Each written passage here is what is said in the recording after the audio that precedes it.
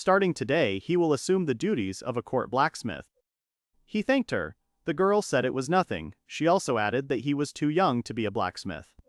Many men were trying to marry her, but she didn't want to marry any of them, so she needed him to be her cover. The main character was a blacksmith, just like her father, and she thought she could convince him. The girl comes from a family of blacksmiths. Her ancestors presented the king with a sword, which is now considered a national treasure, and in return were gifted with a title in order to advance in the service and become an aristocrat. Her father worked hard. The hero asked what he had to do with it. The girl replied that her family should always have a blacksmith in the blood of one of the family members. There must be a talent for blacksmithing. That means it's not about the blood. If the innate talent is inherited, he can marry whomever he wishes. The girl asked him to become her fiance. She said that there were a lot of candidates hanging around her, and she was very tired of their attention. She would like to get married when she meets someone she truly loves, and until then, she asked her fiance to be a necessary measure to discourage the rest. Besides, if he goes to her homeland with her, she will make sure that he gets a new license, then no one else will be able to torture him, so the offer is beneficial to both of them. The hero said that he lacks talent, so he is afraid that he cannot help her in any way. She said it wasn't true, and she'd seen him at work and always thought he was the most talented of all the blacksmiths. The girl said that it's not just about talent, but also his diligence and hard work. That's what she likes about him.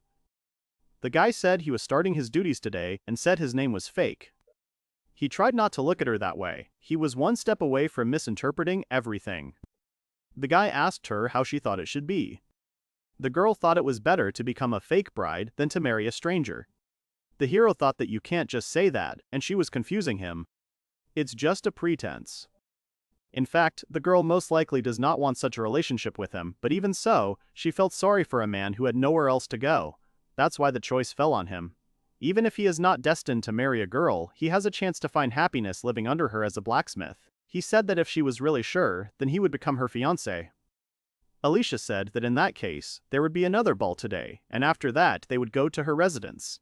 The hero said that he understood and asked what time the departure was scheduled for. He will need to get fired.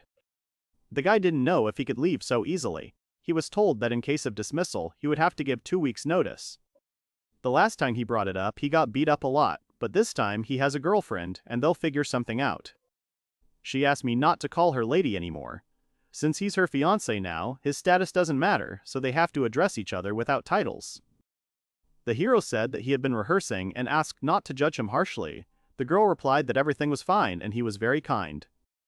The main character said that, in other words, they were being honest. He couldn't do it anymore. He wanted to resign on his own. The man began to get very angry and said that he had put a lot of effort into the main character. Other men started saying that they had put a lot of effort into him, taught him etiquette and said that no one would need him, and he had nowhere to go. Before, it wouldn't have occurred to him to object. He would have just kept quiet, but he made a promise to Alicia and now he can't give up. The guy asked to be allowed to leave as he could no longer handle the job. The blacksmith asked if he had another job in mind, and what he would do if he left. The man asked to see his license. He tore her to shreds and said that the guy was no longer a blacksmith and would no longer be able to work in that country. They told him not to even hope to restore the certificate, since its issuance is their jurisdiction. If he wants to return it, he must stay and work for them. The hero thought that he was already sick of the country, and there was no point in having an identity card if it meant nothing there. The blacksmith said that if he carried out his duties for another year, he would get a promotion and he would hire a new person. The main character said that he no longer works for him. She said her name was Alicia. The man said that he couldn't do anything else, and if he continued doing it illegally, he would be arrested. Another man said that if he left them, he would remain completely alone, since no one but them would tolerate such a mediocre person like him, and when he gets it, he'll crawl back in and he'll still work for them. One of the employees said that they had almost accepted him into the union, and now no one would take him away. The guy thought that his foot would no longer be there, no matter what it cost him. The hero did not know if she had heard the conversation. If there was no sound insulation, now she heard everything that was said to him there, but he wouldn't want that. The man said that he had not seen her for a long time, and every day she was becoming more charming. The girl would like to know if the fake got fired. The blacksmith said that he would have been of no use anyway. They created the most favorable conditions for him, but he neglected them, and it seems that he did not learn anything. The girl said that he got a job at her residence. The man said that he was not even able to forge a sword properly, and even more so to cast a spell. Alicia said that in her opinion, the guy is very gifted. If he doesn't mind, then she will take him away. The girl confirmed that she was an aristocrat, but he didn't need to follow the formalities. The girl said she was interested in the blacksmith. For her, the main character is just a fake fiance, but every day he falls in love with her more and more. He leaves the empire with her, and he's heading south to the kingdom. Upon arrival, her father would be waiting for them at the family compound. A day's journey, and they're there. The hero said that even if he was tired, it would be nothing. All in the forge, he worked without rest from dawn to dusk. The girl said that she had already notified her father, and he must already be waiting for them. The guy was worried. The fake apologized to her and said that it seemed to him that it would be logical. She said she was supposed to be at the ball, but a lot of men were looking for her attention, so she ran away. He said he was sorry for trespassing. The engagement was fake, and he went too far. The girl said that even though he had taken her by surprise, there was nothing wrong with that, so he shouldn't worry. The main character asked if this meant that everything would look more natural if they improvised. Alicia said that it would be, and then the hero said that they would improvise. She said that the talent of a one-in-a-million guy and asked her father to take a look at how he casts spells. The man asked me to show him how he enchants the sword and update the enchantments that are placed on it. There were many magical symbols on it. Those charms were nothing compared to the ones he had restored at court. The sword must belong to a person of high rank, such as a knight captain. It was elaborately inlaid and lettered, and he had never seen such exquisite workmanship before. The man said he had 1 week, and if he couldn't handle it in that time, then he didn't belong there. The guy said the job wouldn't take long. Not all symbols have been corroded, so the task is not difficult. Alicia asked if he knew who he wanted to become. She said she just wasn't sure about herself and didn't know what her true desires were, but she really wanted to know. Only some of them are damaged, and whether it is necessary to put the correct characters in the resulting spaces. Considering the signs at the beginning and at the end, he begins to understand the general idea of the enchantment. The main character said that it's not easy to reproduce the enchantment exactly, but it has a very similar effect. The man said that such a thing could not be. He could not even think that the hero was so gifted. The guy thanked him. The blacksmith said he was not ready to accept him as his daughter's future spouse. At first, it seemed to fake that he was quite harsh, but it seems that he was mistaken. The guy said he would work hard. The man replied that he would expect nothing less than a workshop in the mansion now at his disposal. He told him to use the necessary materials freely, and he would take care of the supplies. In addition, he made a request for a license and asked him not to lose it anymore. Now the main character is allowed free activity. Since he is a blacksmith, he has the right to decide where to apply his skills. Fake replied that he wanted to become the best blacksmith in the world. Before, he was only allowed to cast spells. He's always been forced, but now he can work with metal. The hero couldn't believe it. He was very grateful. The man said that some knights might need his services, and he had already notified the servants, so he can ask them. He will have to leave on business for a while. The man told him not to touch his daughter while he was away. The girl was glad that she had managed to convince her father. Fake said that he had not fully accepted the situation yet, but he would be happy to work on it. Alicia said that at least this was the first time he had praised someone like that, and it seemed like a good sign. The hero owed a lot to the girl. It would be wonderful if he could repay her kindness a little. There was a maid in front of him who introduced herself and said she would show him the manor. There was a blacksmith shop there, which was specially prepared for Lady Alicia's fiance. For the most part, blacksmith workshops are arranged in the same way. There was even a forge. He can't remember the last time he saw something like this. Usually, the work is limited only to magic, and such tools are not often resorted to.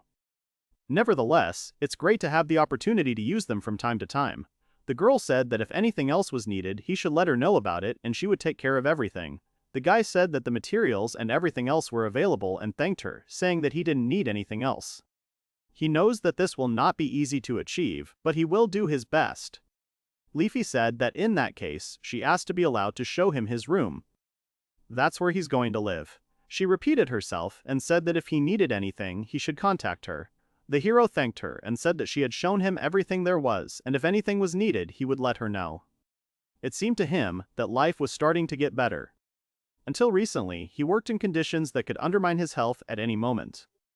Well, now he has a wonderful and kind girl next to him as his fiance. And even if the engagement isn't real, it couldn't be better. And most importantly, now he is truly free. He no longer has to worry about work, which should be ready in the morning, he will have time to sleep properly, and he can take a day off at least every day. However, this was already overkill. It would not only complicate the engagement, but also significantly damage his reputation. He doesn't have to do anything, and that's what he has free time for.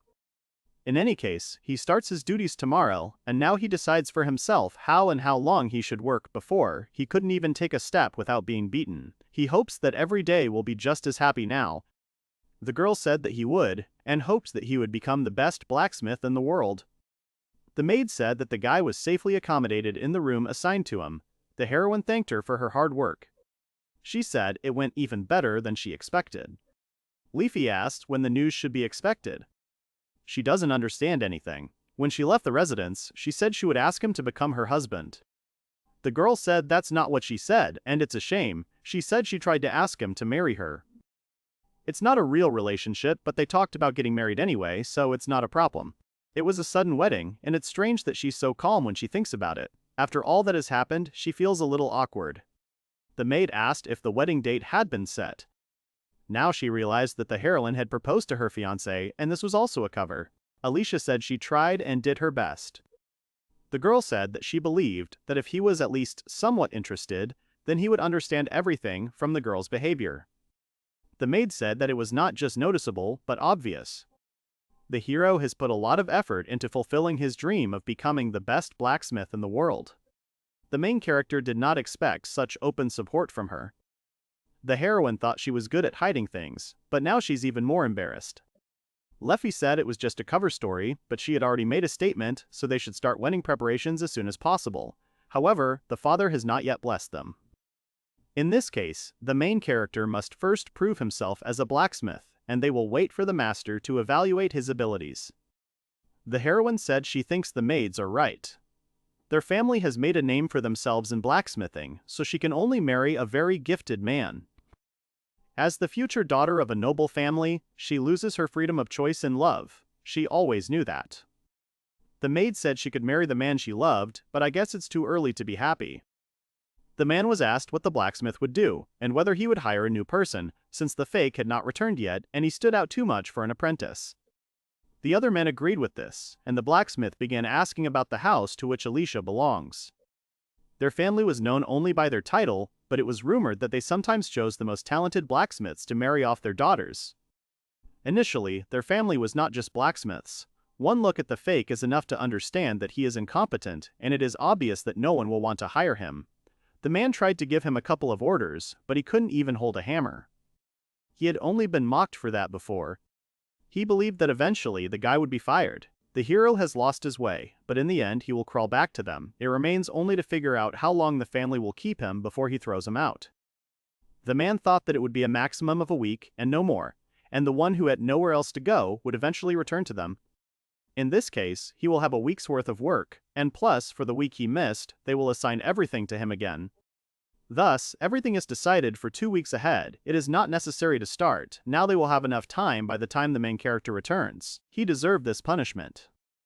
The man said that first of all he needed to explain himself to the knights. The blacksmith said that the hero himself would realize that he was incompetent. It was only a matter of time, and then he would again chase him like a wayward servant. The main character woke up before dawn again, as it had already become a habit. During his time at court, he always got up at first light so that he could do all the work alone, sometimes to finish what's left from yesterday. This was also part of the daily routine. Casting spells' new orders duties are more than that of an ordinary blacksmith. Every day from dawn to midnight over and over again. Well, now that he wakes up, it's not that early yet. It's been quite a while since he's been in the forge. The guy decided to get to work. Since he is now serving at court, it turns out that he will often meet charming ladies. The witch's ore looked great. Witch's ore is a special metal that is sensitive to enchantments. It is indispensable for blacksmithing because only this material can be enchanted. Enchantment greatly increases the strength of steel. And most importantly, it's easy to get it from the demons. To extract iron, you need to stay in the mines all the time. When one is empty, you will need to look for the next one. To get the witch's ore, just kill the demon. The demonic leather gloves are quite durable, and they withstand high temperatures perfectly. Blacksmiths use fire, water, and earth magic. To begin with, the hero will need fire. There are several types of witch's ore.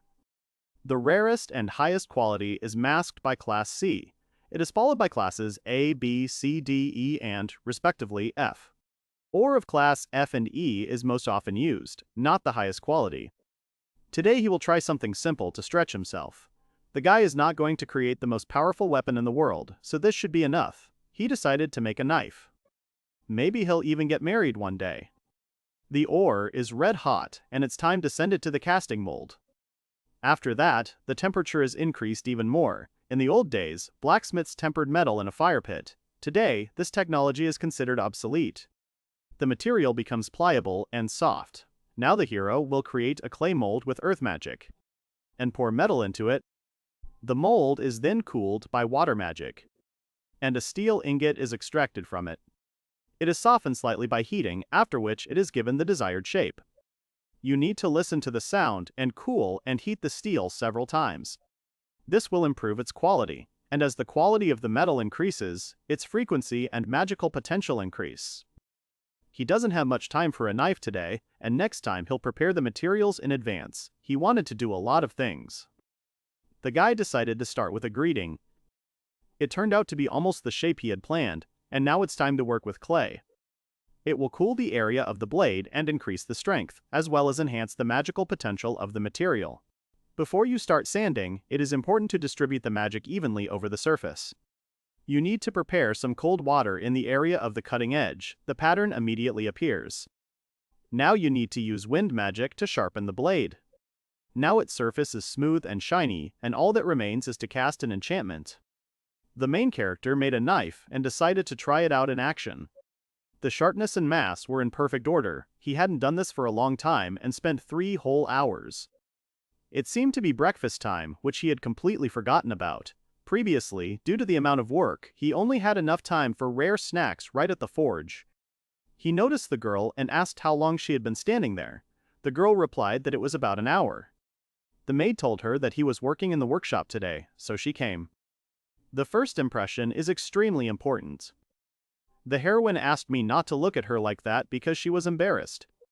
He screwed up again and realized that the girl was right because he started staring at him intently. The girl said that she was still his fiance, so if the moment was right, then there was nothing wrong with the looks. The main character began to think a lot. Since he was her fake fiance, he decided that there was no need to think too much, since the girl only pretended that she did not understand who was staring where. She had come all this way to see how he worked, and he hadn't even noticed her presence. The girl asked him not to think about it, as he was working hard on the knife, and she was glad to watch. Alicia said that the knife turned out to be very beautiful. It had a sharp blade, and it was well enchanted. The hero said that he tried very hard. If he had a little more time, he would have done even better. If he had known that she would be watching, would have put in more effort. The guy was surprised that she could handle a blade. The girl said that she was taught the basics of fencing quite a bit, just for self-defense. The main character said that he was a little distracted and she looks beautiful. He said it was amazingly beautiful. He said good morning. It's not a real engagement, but the girl so convincingly maintains the appearance of a relationship with him, and it looks sincere. At such moments, he can't help but wonder if she really cares. Although, if you think about it that way, surely almost any girl can convincingly pretend, at least that's what he heard. She invited him to go to breakfast with her. Alicia asked if he was always good at casting spells. The guy replied that the work always had to be done quickly and efficiently. He had a lot of responsibility, so over time he got better. Thanks to that infernal money, he can now cast spells quickly and efficiently. That's why spending time with her warms his heart so much. If you think about it, when he went to the forge, he smelled bread. The main character said he couldn't even remember the last time he'd seen such treats. The girl said that if he didn't mind, she would like to know more about his past. He usually worked late into the night, so he often didn't have time to eat anything during the day. And if he could find time for lunch, he ate while he was working. He didn't have time to taste the food, just swallow it while it's still possible. But now, when he shares a meal with her, it's the best breakfast of his life, so it's just tears of happiness. It was very tasty. The girl suggested that he go to the city to show the surroundings. The man abruptly told him to get to work. Alicia said that she hardly makes acquaintances in the city, but many introduce themselves to her father at festivals and someone may recognize her face. People in the city don't take kindly to her beauty, and if they recognize her, they won't be able to take quiet walks. The girl said it was like they were on a date. The guy replied that it really looked like a date, but he didn't quite understand why there was so much trouble. That's because he's not her real fiance, so he doesn't understand why she's putting so much effort into dating him. The guy said he thought that if he succeeded as a blacksmith and earned her father's approval, then that would be enough. The hero suggested that she didn't want to marry some stranger, so she got engaged to him for show. He's just a cover, and she doesn't have to pretend they're on a date. The maid said that the blacksmith wished the girl to marry a gifted blacksmith and tried to promote her happiness in his manner. He also wanted to make sure that she would marry for love. That's why he didn't rush her into marriage. Alicia said that this date was also very important to her, so she asked him not to worry about anything. He told him to repair the sword and not leave until he was done. Leafy said she would leave and wished them a wonderful time. The main character did not notice her presence at all, although nothing less is expected from the accompanying servants. She was aware of the nature of their relationship, and it made her feel a little better that someone else knew about it. The girl returned to the conversation about how to influence her father's opinion. She asked if she could hold the hero's hand. They will need to walk by the hand, and this will influence her father's opinion. The girl confirmed this and said that you never know when you will catch the eye of one of his knights. The guy has already taken her hand, but now they're on a date, so he's a little more worried than usual. He can't remember the last time he walked around the city so calmly. From now on, he doesn't have to rush anywhere anymore. Even considering that he no longer has to work himself out so much, he will still make every effort to improve his skills. If this continues, perhaps her father will accept him. The girl asked him not to do anything hasty. The colorful life at court that the hero imagined is about to collapse. The man said that the fake had left them more than a week ago and still hadn't returned. He needed to be a little patient, since the family's residence is far from the capital and in case of dismissal, he needs to get there for quite a long time. The blacksmith said that this was a predictable outcome, and they were the only ones on whose mercy he could rely. He didn't even have a blacksmithing license, and without documents, he wouldn't be able to work, so he had no choice but to come to court for more. The conditions for his return are simple: no payment for the first 2 months, then only pennies. The captain came to them. He had an order for charms. The holder of the highest knighthood in the country has arrived to them. The blacksmith was happy to accept an order from such a person. Even though he has his own blacksmith tea, his genius is undeniable, he came to ask for it. The men were surprised that such a distinguished person had paid a personal visit. However, the captain wanted to ask something. He wanted to talk to the man who had enchanted his sword. Sakura was in full bloom. It has been 3 years since he took up his duties as a court blacksmith. The sword was assigned to an ordinary knight and their apprentice was working on it. The captain said it was a blessing for their current knights. When he was a simple knight, the swords they were given were barely enchanted and practically indistinguishable from ordinary ones. It's true that in those days the blacksmith didn't really cast spells and there was no way. A fake is far from a decent caster. His charms are always so ridiculous, and even with a minimum of effort, he would have done his job multiple times, but the captain was saying something strange. The swords he remembers from those times were just like trash. The captain said that the blacksmith who enchanted the sword so well, even for a simple knight, deserves a lot of praise, and he would like to entrust his own sword to this fake. He said that he would like to be the one to cast the spell. The captain said that he himself did not have the ability to read magical writing, but his blacksmith said that the work done on the blade was excellent. He came there hoping to meet the master. The blacksmith said that the main character does not have a special gift, and he let him go for a while. Maybe he managed to cast a good spell once, but this is rather an exception, and he was just lucky. Fake casts dozens, even hundreds of charms a week, and a couple of them may have worked out well, but he has absolutely no potential and he cannot become a master no matter how much effort he puts in. His main responsibility was the restoration of weapons. Nevertheless, the captain would like to teach him a job, but for now he will leave the sword with them. The blacksmith suggested that he cast a spell, since he is the head of the workshop, and, of course, he will cope with the task better than the main character.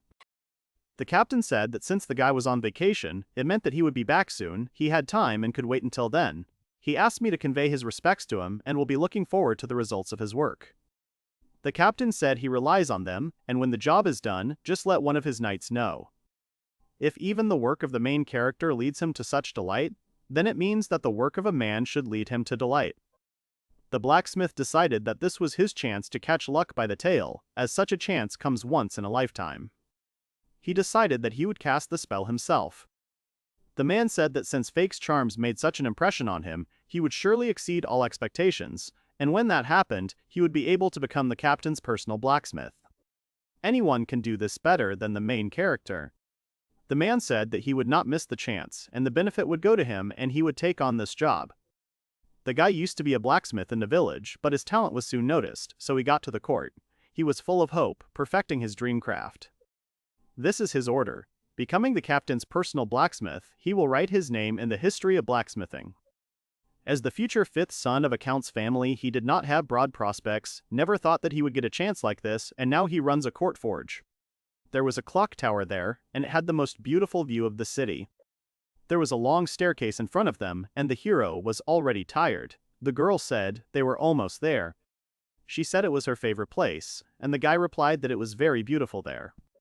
She thinks the view of the night city or the sunrise will be just as good. The guy replied that it was very beautiful there at night and offered to stay until sunset. The girl said she would love to see it. He was sweating as he climbed the steps, and now it was chilly in the wind, and he was thinking about where to get out of the wind. The main character needed to figure out what to talk about, as it was awkward. They caught a scene of betrayal by one man. There were two girls swearing at him. The man made excuses that it was just a mistake, but the girls didn't listen to him. But the reality turned out to be completely different. Morgan told him not to slow down. The guy apologized to him.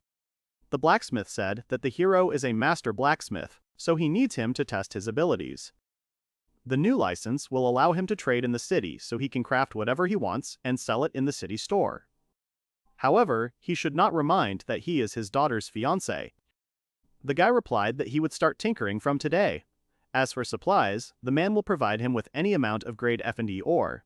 He will prepare the higher quality material on his own. He will be able to make tools for ordinary citizens, and even this class will be more than enough. It was time to really get back to the craft, and first he decided to prepare the materials. The most common type of weapon that can be traded in a shop is a longsword. First, you need to decide on the quantity. Quality also needs to be taken care of. Even if the weapon is of high quality and well balanced, it will not be bought if the price is too high. His clients will mostly be adventurers, and their ranks vary, but there are quite a few C-rank adventurers, and most of them are D or E. Ideally, an adventurer needs a sword that won't need to be changed when changing ranks, and it might be worth making something similar to the swords he forged for knights. The man said that it would do no good, since he was incompetent because of the blunder he would deduct from his monthly salary. The hero wanted to say a word, but the blacksmith wouldn't let him. It had been a long time since he had made long swords, and he would have to try harder. The molds must be strong enough not to deform under the influence of high temperatures. First, you need to melt the witch's ore. If you pour liquid ore into a mold and cool it with water magic, the material cools down pretty quickly. It seemed that everything was almost ready. He did it well. We need to raise the temperature again to harden the metal and polish it with wind magic. You need to make a pair of wooden nails that will secure the handle. Now connect them and hammer the nails into the drilled holes. At first he was going to fix them at the base of the handle, but preferred a different method. Thus, he made a simple long sword. The hero wondered if he was sharp enough and decided to make one more of the same. The guy didn't dare to object. At court, quite powerful spells were applied to weapons, which were sent for correction every week, because the knights could at any moment send them to fight monsters that a simple guard could not defeat. An ordinary adventurer wouldn't need such powerful charms. In the end, he made 3, and he doesn't understand where so much strength came from. If his magic had weakened, he would not have been able to continue, but it seems that he has enough power, which means that the processing at court led to a constant shortage of them. He managed to make 5 balls, and he decided to leave it at that. He wanted to wipe his face. The girl was scared, and the guy replied that he had won because she hadn't noticed him at all. The main character said that he was surprisingly almost not tired, so he could have done a couple more, and the girl was surprised by his endurance. He's been working in much harsher conditions for the last 3 years, so now he's not tired at all and thinks he really should make another one sword. The heroine said he needs to rest because he's been working tirelessly since morning. During his court service, this amount of work would have taken all his strength, but he seems to be getting better. The girl said that Wu is obsessed with work. Tomorrow he wanted to go sell swords in the city. In the next 2 days, merchants will gather in the city. Usually, a whole blacksmith shop worked with such a large amount of ammunition, but everyone hung on to him alone. So far, the hero just wants to sell a couple of swords and see what grade they deserve, which turned out to be quite decent considering that they are forged from E-class ore. In his native village, such work was appreciated quite highly, so much so that in the end he got into the court forge, despite his low birth.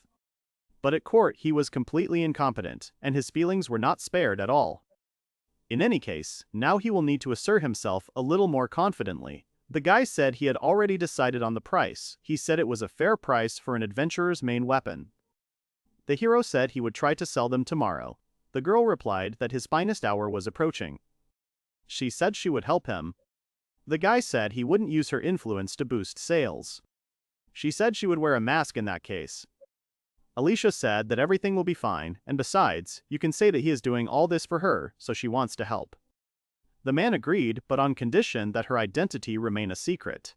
The guy said he was looking forward to tomorrow. It looked like he was actually being punished for having a run-in with that guy. The heroine said she would do her best to show people that his products were the best. She put in a lot of effort for him, and he was worried that he wouldn't sell anything, but now it's simply impossible. This is his first business venture. Today he will be trading for the first time. Before he came to court, he worked as a barter worker. He gave away a dagger, armor, and swords, and in return received food, clothing, and shelter. The village was small, and they all learned from each other. At court, he did not have time to listen to the intricacies of market relations, and believes that by that time they had only become more complicated, so he cannot understand with certainty what price should be set for his work. If he pays the entrance fee, he will receive permission to buy and sell goods for the day. He shouldn't have mentioned the girl's name in public, because if they found out that he had connections with the Duke, he would break his promise to his father, so he shouldn't be careful. The girl needed to come up with a nickname, so the guy came up with an alternative name for her. Trading was allowed only on fair days. To sell goods at other times, you need to have your own shop and special documents. The hero decided to start with an ordinary counter, and in the future they will open a real shop. He was excited by the prospect of real trading. The man said he was trying to teach him. The guy applied for a trading license and was able to stake out a place. So far, he will only put up 2 swords for sale. Not only did he have no customers, no one even approached him. Of course, he didn't expect it to be easy, but I didn't think it would be like this. There was a crowd at the next counter. For others, everything looked more beautiful, so next time you'll need to come up with a better design. The girl began to invite customers to the sale. She said she was probably more of a hindrance than a help. The hero said that he was glad that she had called the customers. In truth, he was just glad that they were standing together. They were never approached. She was sure that people would be interested in high-quality swords. When he was working in the village, they didn't start contacting him right away either. He knew that the most difficult thing was the first deal. The main character had been there for 3 years, but he was constantly getting angry, and he was already used to the pain. But he is confident in his work. Any adventurer from his target ranks will like the swords. A customer approached them asking if they were selling long swords. He wanted to move from one rank to another. The sword was comfortable and light. The guy said he had cast a special spell on him. Since he was a rank F, it was possible that he might be a little short on funds. The hero said that other swords are more difficult to handle. In other circumstances, he would have started haggling, but in this case, it is out of the question. You shouldn't be so open about how much money you have with you. The guy said that the price of the ball was actually much higher than the one offered. In fact, this is not true. Even if he had made concessions, he would not have lowered the price, but today he came there to make himself known. The adventurer said that the price was justified, as the sword was really good. The hero said that for the first time he could make an exception to give it for the offered price. But in return, if he knows the adventurers who need the sword, then he can tell them about it. What he didn't immediately think about was that the recommendations might attract customers. She seemed to greet him. The guy will do his best to prove himself worthy. They were right. He's not ready to join the workshop yet. He doesn't have enough skill yet. That's why they're unhappy, and that's why they beat him. Every week on the fair day, he will be behind the counter with a flag. The buyer said he would tell his friends about it. He got less than he had hoped for, but he was glad of at least that much revenue.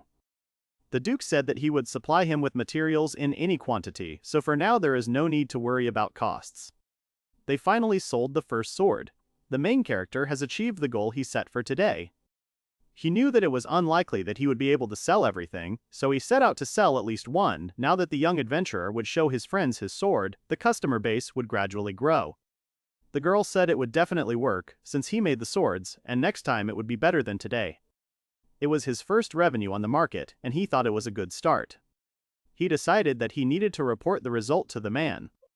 The main character said that a total of one long sword was sold. Therefore, his salary, there are no fewer days off, and it's all his fault. As a thank you for the materials and access to the workshop, he hoped that he would accept the money. The man said that, as for the witch ore, he had no plans to cut supplies, so he shouldn't worry about it. However, his earnings meant that he had lowered the price to make the deal. The man had a lot to work on. He said he couldn't trust his daughter with this state of affairs. The hero said that sales would only grow in the future, beyond any doubt. The blacksmith said that if he thought so, he should convince him not with a word but with a result. Now the guy needs to study the market in more detail in order to understand how to increase sales. There you can find a lot of gun shops with a huge assortment, so he decided to explore them better. First, he wanted to see how the goods were displayed in those shops. There was a demand for longswords. Of the two equally effective options, people tend to prefer the one that looks more impressive. Perhaps it should also decorate the handles with some kind of carving. He decided to diversify his range with daggers, since, after all, they can be used as throwing weapons. Universal knives are also in demand. Housewives often use them in everyday life. The guy was asked if he had thought about his behavior. If he had done it, then he needed to get up, since all the weapons should be ready before the end of the holidays. The guy said he understood them. The man said that they were invited to the ball, so the hero should not shirk and do his job properly. You can meet representatives of all ranks there, and it can be useful. At some point, it will be useful to him. If he needs money, he can also earn there. The main character said that adventurers don't change. The girl replied that adventurers live to the fullest. The guy went to register. He found the adventurer registration department. Since there was no queue at all, he thought it wouldn't take long. To register, you only need two things, a name and a personal file. He doesn't have a personal file, so he'll have to fill out an application from zero. He drew up a guild member's card and asked for information about his magical abilities. He was thanked for the registration, it was completed, and in case of loss of documents, he needs to contact them as soon as possible with the first card. He was given free of charge, but in case of loss, a small amount will be charged. The main character saw how some men began to bother the girl. The guy started defending her. One of them said that the guests from the neighboring state had not visited the girl recently. They were supposed to join them at the feast and they needed to greet the lady properly. He told the girl that they had to go. Fake took her hand and told her they were done. The men started shouting at him. He told her to move through the crowd. One of the adventurers started to follow them. He bumped into one of the people present. The man reacted aggressively. The girl said that she had never been approached like this before, so she was confused. She said she was a little scared. The guy said it was his fault and he should have taken her with him. She replied that everything was fine as he showed up on time.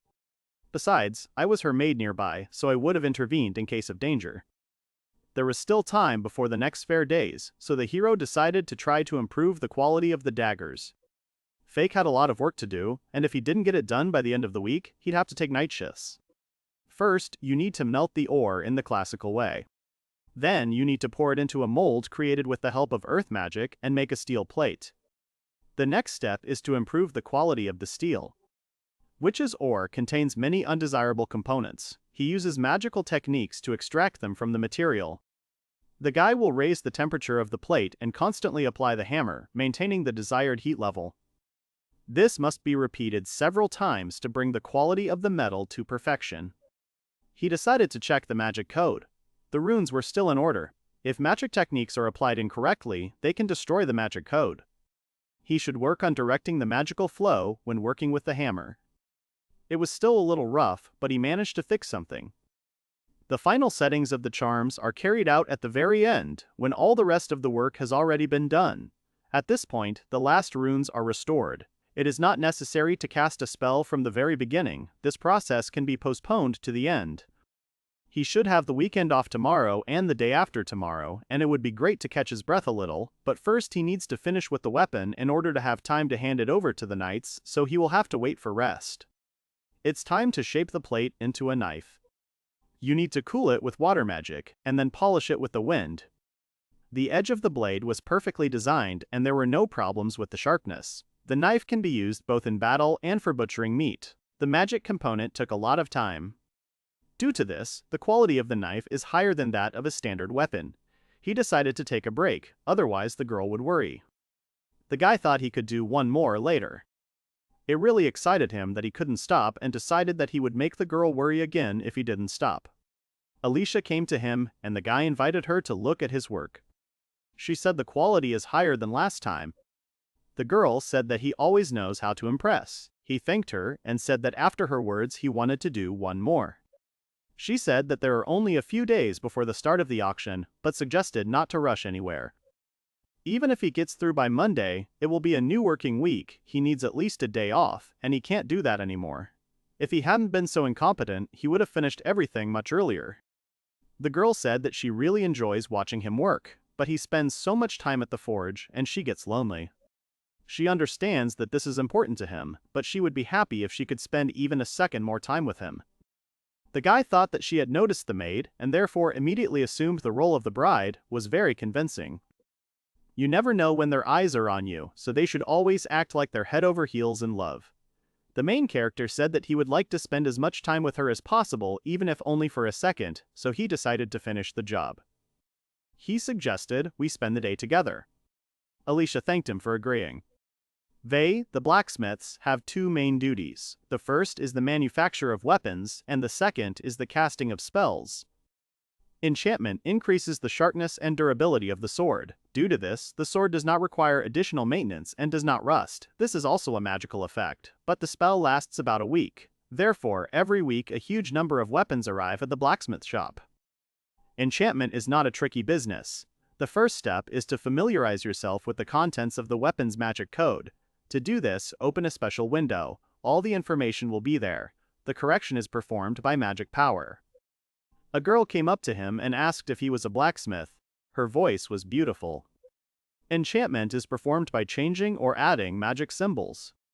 If you handle the weapon carelessly or do not restore it for too long, the symbols will be erased. If the enchantment on the sword is still holding, all that is required is to upgrade them, and if they have completely disappeared, then apply them again. The hero felt good, he felt a pleasant aroma and something warm and soft. He did not understand what it was and could not believe that he had fallen asleep. That way, he won't have time to finish the job. The girl said she was in pain, and the guy was surprised by her presence. He started apologizing to her multiple times. It seems that she was interested in blacksmithing because every time she received an invitation to the ball, she came to him. Yesterday, Mr. Morgan discussed with the others that Lady Alicia has been invited. The fake didn't even change his clothes and stayed in his work uniform and didn't take a bath. The girl asked him what had happened and said that if he slept there, he would catch a cold. The hero said he was fine. The ball is already over, and probably the girl stayed the night and decided to look in on him before leaving. She looked like an aristocrat. The hero said that he was a blacksmith and asked how she knew that. Anyway, he was supposed to finish his job yesterday. He doesn't remember much, but he seemed to have done everything that was required. Alicia said that he was very pale and started asking about his well-being. Mr. Morgan slapped him yesterday, but he usually didn't show any bruises. He must have been annoyed by his behavior yesterday. Nothing good awaited him. He liked Alicia. Even though he understood that her status was not right, he won't get her even if he tries his best. But still, I wanted to at least look decent in her eyes. He didn't want her to find him so pathetic. The guy was thinking of making a good impression on her as a man. The girl saw that he was in pain and said that she was very sorry that she did not have healing ointment. The hero asked her not to worry about it and apologized, and said that he still had a lot of work to do and didn't even have time to offer her tea.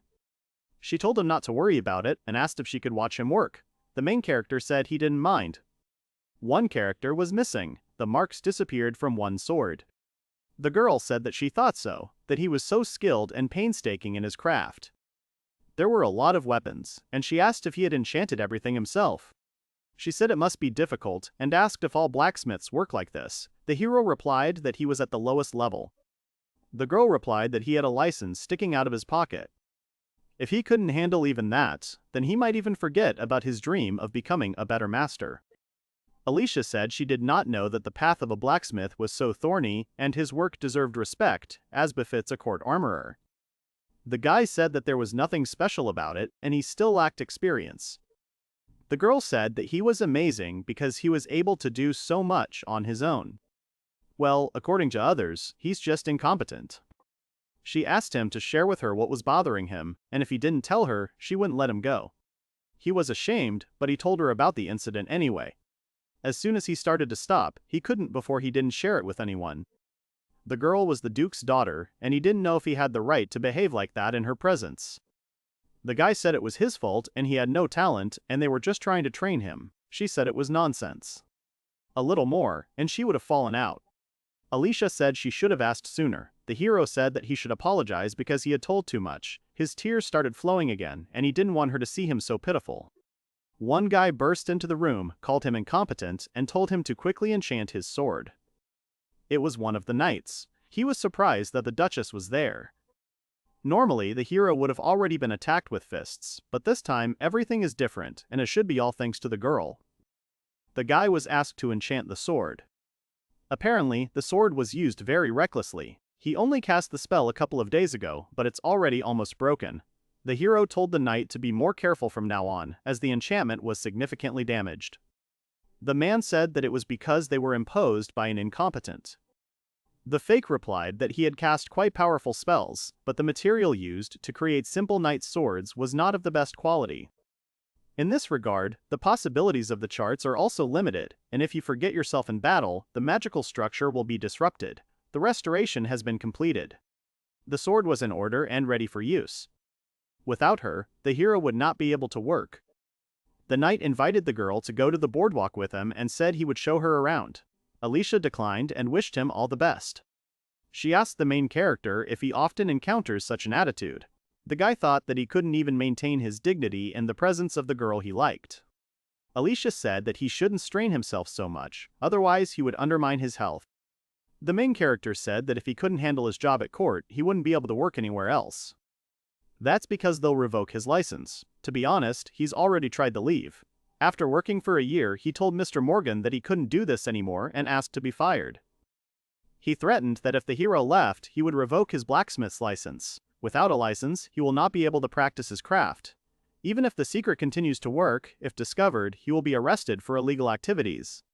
The girl said that she actually came because she wanted to offer him something. She asked him to get married. The hero did not believe that she put into it the meaning that a man and a woman live together, but the girl confirmed, and in the end the meaning was just that. She said she didn't mean anything by it. Alicia said that they were a bit far from where they were last time, to which the main character said that he wanted to leave earlier, but it seems he got a little distracted.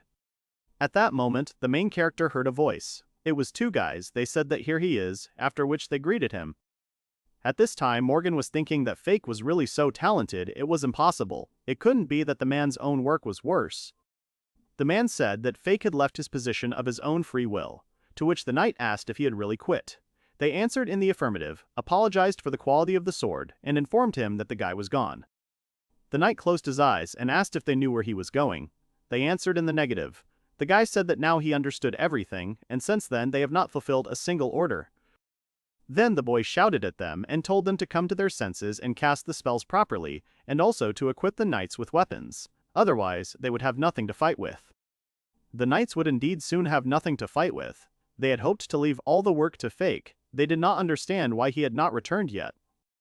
At this point, the guy asked why they were standing there had he not expressed himself clearly, to which they replied that everything was crystal clear, they would start working immediately. All the forge employees looked at him with fear in their eyes. The knight said what he saw, that they understood, and then ordered them to contact him as soon as they found out where Fake was. After that, he left the forge. The others began to ask what they should do with so many swords, and not only with these, but more weapons were arriving every day, to which Morgan said that they should quickly get to work. The man thought that all this was happening because of a bad person. He shouted out loud that he needed to find a way to complete the work on time. At this time, the knight who left the forge was thinking that something was wrong with those court blacksmiths, he could feel it. The guy told them that he brought someone, as promised. It's Wesser, he's also an adventurer, they're on the same team now. By the way, he didn't introduce himself last time, his name is Ibis. At this point, another guy called out to him and said that something needed his attention, to which the guy asked what the matter was. He was told that it was a batch of swords that they had recently received. They haven't delivered any new weapons for some time. They've been trying to make do with what they have, but the enchantments are slowly breaking down. The new shipment solves the problem, but not entirely, to which he countered that the quality of the enchantments is very low. The knight said that he had to check the magic code, to which the blacksmith asked if he would be okay. Last time he felt very unwell after the check, to which the guy replied that this time he would be more careful. The blonde thought that his abilities were not enough to see the magic code of the spell cast by Fake. Trying to read a spell that was higher than his level caused significant discomfort in the body. Trying to read Fake's magic spells made him turn inside out several times. This means that his level is significantly higher than his. This time, the spell is cast by other people, but they are still the court blacksmiths, so if you don't count Morgan, they are the best blacksmiths in the country. When the knight began to check, he became indignant and said that it all looked like childish scribbles, and that spells of this quality destroy the sword from the inside. The blonde turned to the blacksmith and asked if he had given these swords to anyone else. He replied in the negative and explained that he also thought they were terrible. The knight said that it was the right decision, it was impossible to work with these swords. The guy looked at the sword in his hands and thought that this nonsense would only ruin the sword, and then he would have to rewrite the entire magic code from scratch. The knight didn't expect those people to do their job so badly, they should be the best in the country. The protagonist thanked him from the bottom of his heart, after which he also gave his name. At that moment, Wesser began to study the assortment. The blonde man turned to the blacksmith and asked if they had any quality swords left. He replied that there were a few, but not enough to complete the plan to clear the monsters. In that case, the priority would be given to new recruits who couldn't afford their own sword yet, and let them not overdo it with their use. He needed to talk to another blacksmith who had worked on his sword. The knight said that his name was Mr. Figure. He had once made his sword, a man with a difficult character. He doubted that he would agree, but at the moment he could only rely on him in this matter, so he would try. The blonde said that it was all because of those stupid Kuznetsovs. He would initiate an internal investigation later. In addition, he needed to find out where Fake was now. The royal court is a huge private sector. There are always shady deals and decisions made behind the scenes. New arrivals are treated quite harshly during their training.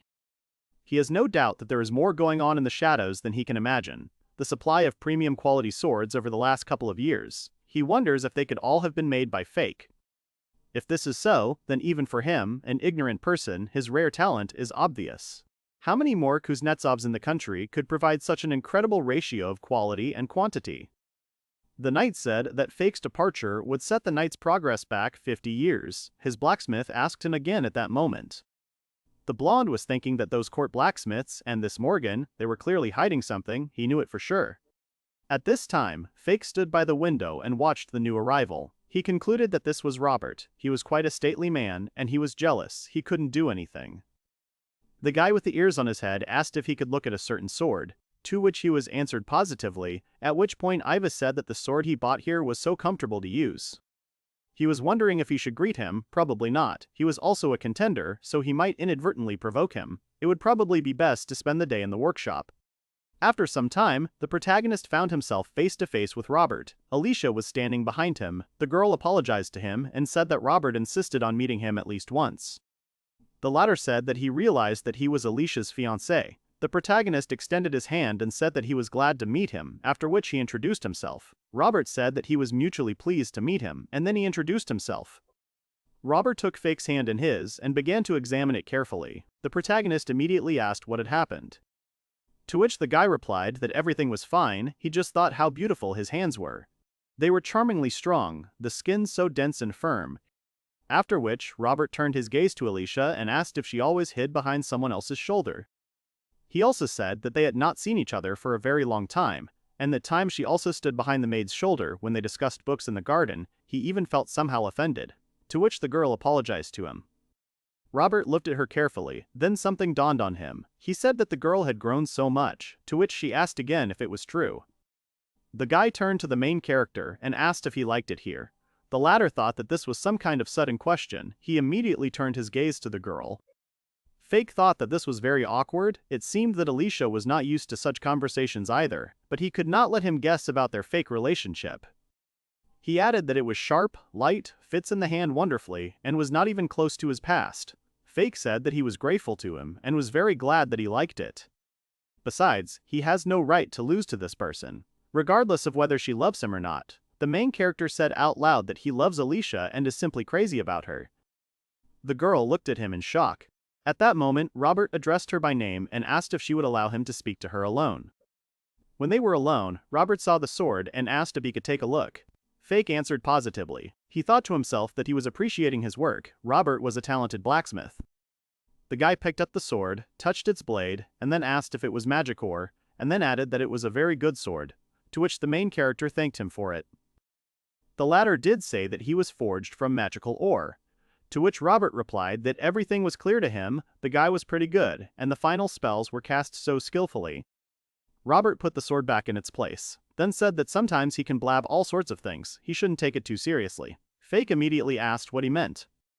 Robert approached the table, then picked up a knife and said that he was talking nonsense. He was not particularly gifted as a blacksmith, and he did not have much interest in it. His words surprised the main character very much. The guy continued and said that compared to other blacksmiths, he believes that he is somewhere in the middle. That is why he is here as an aristocrat. Robert said that Lady Alicia is a very attractive girl. Many men would like to see her as their bride. The guy said that she was beautiful, like a delicate flower. However, to his regret, she was growing up. Ivis said that thanks to such a sword, he rose to E rank last week. The guild said that the progress was very rapid, and now he is like a celebrity there. Fate congratulated him on this.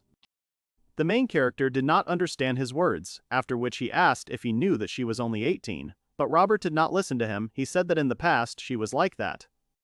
He continued and said that she was so tiny, so small that it seemed like she would break in two if you hugged her. Fake didn't understand what he was talking about, to which the guy said that she had grown up. Indeed, Lady Alicia is a beautiful young lady, but that is not enough for him. He likes younger girls. Robert cried and said that if Alicia were 20 centimeters shorter and her breasts were smaller, it would be different. Her current appearance does not make him tremble at all. The protagonist listened to his speech and thought about what he was even talking about. Didn't her size perfectly reflect her sophistication? Then he stopped his thoughts in his mind. He asked Robert out loud what he was getting at, to which the latter replied that, in short, he no longer felt the same passion for her. The protagonist said what he understood and then asked if that meant he was no longer interested, to which Robert replied that, frankly, that was true. The guy said that first of all, he doesn't have unbridled ambitions and an aristocratic title. He hopes to achieve more as an independent warrior and aims higher. It seems to him that the Barnasto family wants a blacksmith as a son-in-law, but he prefers monster hunting to blacksmithing. However, due to family circumstances, he needs to maintain the appearance of all this. His parents are very persistent.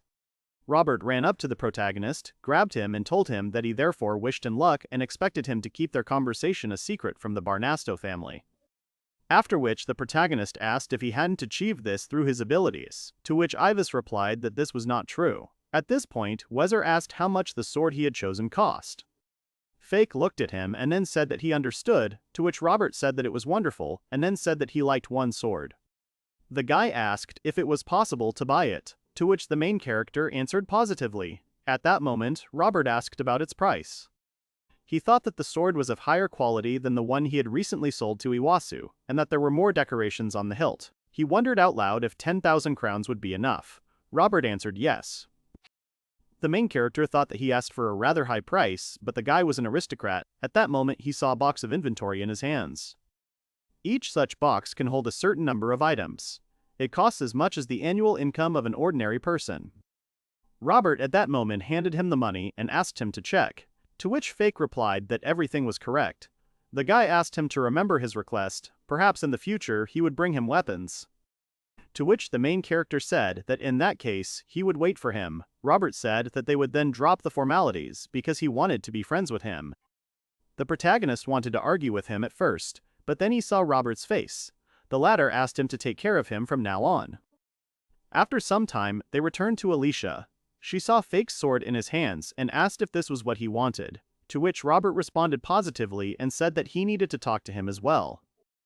The guy said that Fake seems to be a very talented blacksmith, so he decided to buy the sword as a sample. He hopes not to lose touch in the future, to which the latter reciprocated. To which the protagonist replied whether the price of 40,000 crowns would suit him. The guy blushed and asked if he could sell it for 30,000. After this, Robert waved to them and told them that he was leaving, wished them all the best, and also informed them that he would visit Lady Alicia again. The main character exhaled and said that they seemed to have done well. The girl praised him and thanked him for today, to which he replied that she had done a great job too. He asked if there would be others besides Robert. She answered positively, then he said that there would be many more such cases, and he thought that Robert turned out to be not bad, but who knows what will happen in the future. Alicia asked if she could check the goods too. The protagonist said that they would start with the highest quality items, 3 knives and 3 swords of class D+. Robert had recently bought the same sword from him. Next in line are D-class swords knives, also 3 each. Ives took these from him. The knife has class E, there are also goods of class F. Now he has a good assortment within all classes.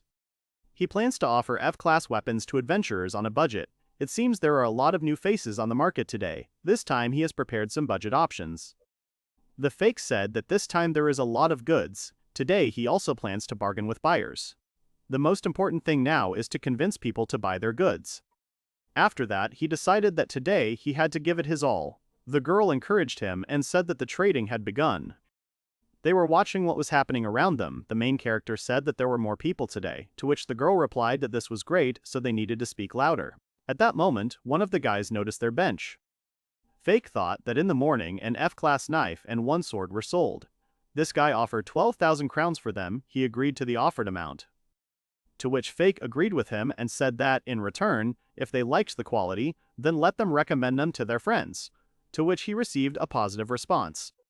Although, of course, he wanted to get 15,000 for them, but this guy was a much better bargainer than him. In fact, he sincerely wants to support and supply adventurers. If he manages to establish contact with them, it might turn out the same as with Ibis. He will consider it an investment in the future. At that moment, he heard a voice that said, "How many years? How many winters?" They immediately raised their heads and saw that it was the same merchant again. Fake said that he was glad to see him again. The latter asked how they were doing. The protagonist realized that this was the walking merchant. He hoped to meet him again. It was obvious that he was very happy. The merchant said that his sword was surprisingly good and very useful to him on his journey. It turned out to be much lighter and more durable than he expected, and also very easy to handle. The main character was flattered by these words and thanked him. The guy said that in addition, he has a very high magic transmission. It is hard to believe that the sword is made of E-class ore. Fake was surprised by his words and said that since he liked the sword so much, he was very happy. To which the merchant said that magic even hardens the blade during use. An enchanted weapon is simply a miracle. The blonde guy said that he wanted to buy more today. The protagonist was surprised by his words, and the guy continued and asked if it would be okay if he took a little bit of everything. The merchant also said that one glance is enough to understand that the quality of this product is higher than last time. The guy said he liked these swords and knives, and then asked if he minded if he took a look. The Fake thought he was pointing to a D+, this guy clearly has a keen eye. Ives looked around the counter and said that today they also had knives, to which he was told that they had a wide range of applications and would be useful both in battle and for cutting up prey. The guy said that a knife for prey was a tempting idea. After the merchant looked at all the goods, he chose some for himself. Then he thanked him and asked how much he owed, to which Fake said that there were 12 knives and swords in total. The merchant looked at all these items again, after which he said that he would take them all. The protagonist was surprised by his words. He thanked him out loud for his choice, then turned to Alice and asked her to pack everything, to which she responded positively. Fake said that regarding the price he agreed. This time they would agree on 500,000 crowns. At the same time, they were both happy. He knew that it would be more difficult to bargain with him than with Robert. The traveling merchants were very skilled at this, and yet he got more than he expected, which was good. The merchant thanked him for his help, after which he said that he still hadn't introduced himself. His name was Rick. He then turned to the protagonist and said that there was a fake engraving on the handle. He asked if he minded if he used it. Fake replied that it was okay. To which the merchant said that he would be very much obliged to him, after which he thanked him again. The protagonist lowered his head and said that he was also grateful to him. After that, the guy said with a smile on his face that in that case he was leaving and they would see each other again. At that moment, Alicia said that Fake did it, he bought so much, their dream came true, she is so happy, as she thought, he has an amazing weapon. The guy said that it would be better to stay in one place, which people remember, but here it is difficult. Whoever is first, he takes. He asked about whether the swords are displayed as last time. After which he asked about the price of these knives, to which the main character replied that it was 30,000 each. Ivas asked if he could give in a little and he apologized for his question. To which the main character thanked her and said that her words gave him confidence. He laughed and said that he would continue in the same spirit. Unfortunately, all the goods are sold out. It must have been influenced by the variety of classes in the assortment. In the future, he will need to take this into account. After some time, they were returning home. Alicia said that they sold so much today, to which Fake said that it was all thanks to that peddler Rick. And it was also thanks to the girl, he thanked her for everything, to which Alicia said that they sold so much because he had a quality product. At that moment, he was called by name and told that they had not seen each other for a long time. As it turned out, it was Eva's and Vaser. They asked how they were doing. Fake greeted them. They asked them if they were heading home. Fake answered yes, and then Weather called him by name. The guy said that his sword was just wonderful. It was so easy to use, it exceeded all expectations. The protagonist said that he was glad to hear it. The guy thanked him again for such a good sword. At that moment, Eva said that he had a request. After that, he asked if the protagonist takes custom orders. The latter was shocked. Fake responded positively and asked if they were interested in anything specific. Ivas said that the sword was very comfortable, but he needed a little shorter, and then asked if that was possible. Fake thought that this time he had a chance to bargain. 30,000 was the maximum price, so he could give in a little. He said out loud that since he came with a friend today. The protagonist said that he understood, and thought to himself that he probably needed a dagger rather than a sword. Weather also said that he had a request. He wanted something longer and wider. Fake said it was possible, but he would need to know more to understand what exactly they didn't want, and custom orders would have a higher price. They could meet later and discuss all the details. To which their friends in turn said that they couldn't wait, but they agreed with his proposal. He thought that he would finally start making individual orders. He wanted to start as soon as possible. Ivas asked him when it would be convenient for him, to which Fake replied that any time. Then the guy suggested meeting tomorrow in front of the Adventurers Guild. He asked them if they would like to go on an adventure. At first they asked him about the offer, and then they agreed. Fake explained to them that he would need to see them both in action to understand what kind of sword they needed. And he'd have to go to a gun shop and find something similar so he could use it as a sample. But what the guy said about it being great, they agreed. After that, Ivas and Wesser waved to them with happy smiles on their faces and said that they would look forward to meeting them tomorrow. Alicia asked if they were going on an adventure together tomorrow. He asked if she wanted to join in. She said yes and said she heard he could fight.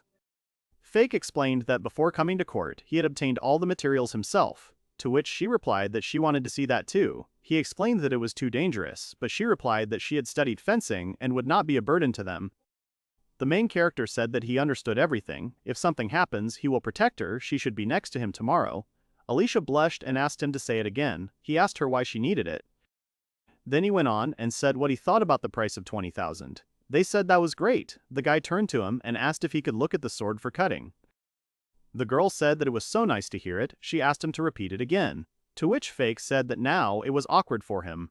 And to himself he thought about why she suddenly. The main character blushed, after which he said that she should be with him, he would protect her.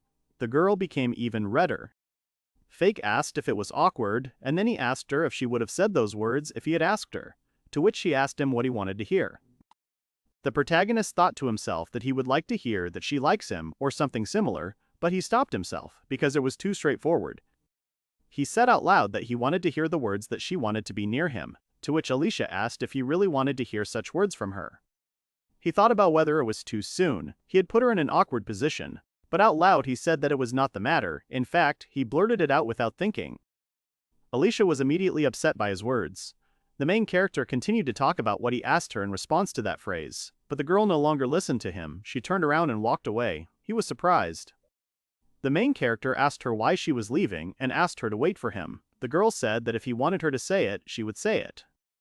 Fake thought that at least she hadn't made him repeat that phrase again. That meant something. The protagonist found himself in Mr. Goral's office again. He reported that today's revenue was 512,000 crowns. The man immediately asked him about it again. The protagonist took the sword that was given to him, then examined it and said that the spell on it had worn off a little. Fake said that today he presented an assortment of weapons of different classes. Rick the peddler liked his goods, so he bought everything wholesale. The man said that he understood everything. If the peddler liked it, he believed that in the future he would buy even more. Fake said that it was all thanks to the wonderful working conditions created by Mr. Goral. The latter said that he was still on probation, he had not yet given any approvals.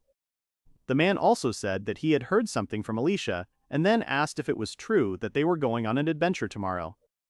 The protagonist responded positively and explained that they would be joining adventurers who had made custom orders to see them in action. He intends to make a weapon that suits them perfectly. Every adventurer needs a sword that suits their fighting style. He would like to see it for himself so that he can fulfill the order most accurately. Goral said that he is so meticulous in his approach to work, to which the protagonist explained that he offers all efforts to ensure high quality of work. The man said that he would provide them with an escort just in case. The surveillance would take place from a distance. If something happened to Alicia, he would be in trouble. He also asked about his combat experience. Fake explained that before coming to court, he provided himself with materials, so he copes well with low-ranking monsters. Goral said that he was glad to hear it. The man also said that maybe one day he would test his powers, to which the main character agreed with him and said that if necessary, he would demonstrate.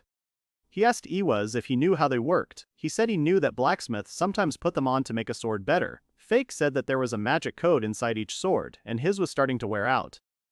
After some time, the guy found himself in his chambers. He thought that he hadn't had to fight for a long time, but he remembered the feeling. He was sure that everything would be fine. A new day has come. The protagonist and Alicia met their friends. The latter were very excited. They suggested that it was time to move on. Ivis turned to them and asked if they could perhaps drop the formalities from now on and communicate more neutrally, to which the protagonist replied that if they didn't mind. He also turned to Iwasu and asked him to address him more simply, to which the guy replied that he couldn't, it was too much for him. The protagonist asked about their plans for today, to which the guys explained that they had accepted a quest from the guild to hunt monsters in this forest. Fake immediately clarified that they really were hunting monsters right here. Ivis became more serious and said that there should be wolves and goblins here, as well as the leader of the wolves. Vezir said that if you go deeper, you can run into orcs. There won't be any stronger monsters in the area, to which Fake said that they aren't going to go deeper into the forest.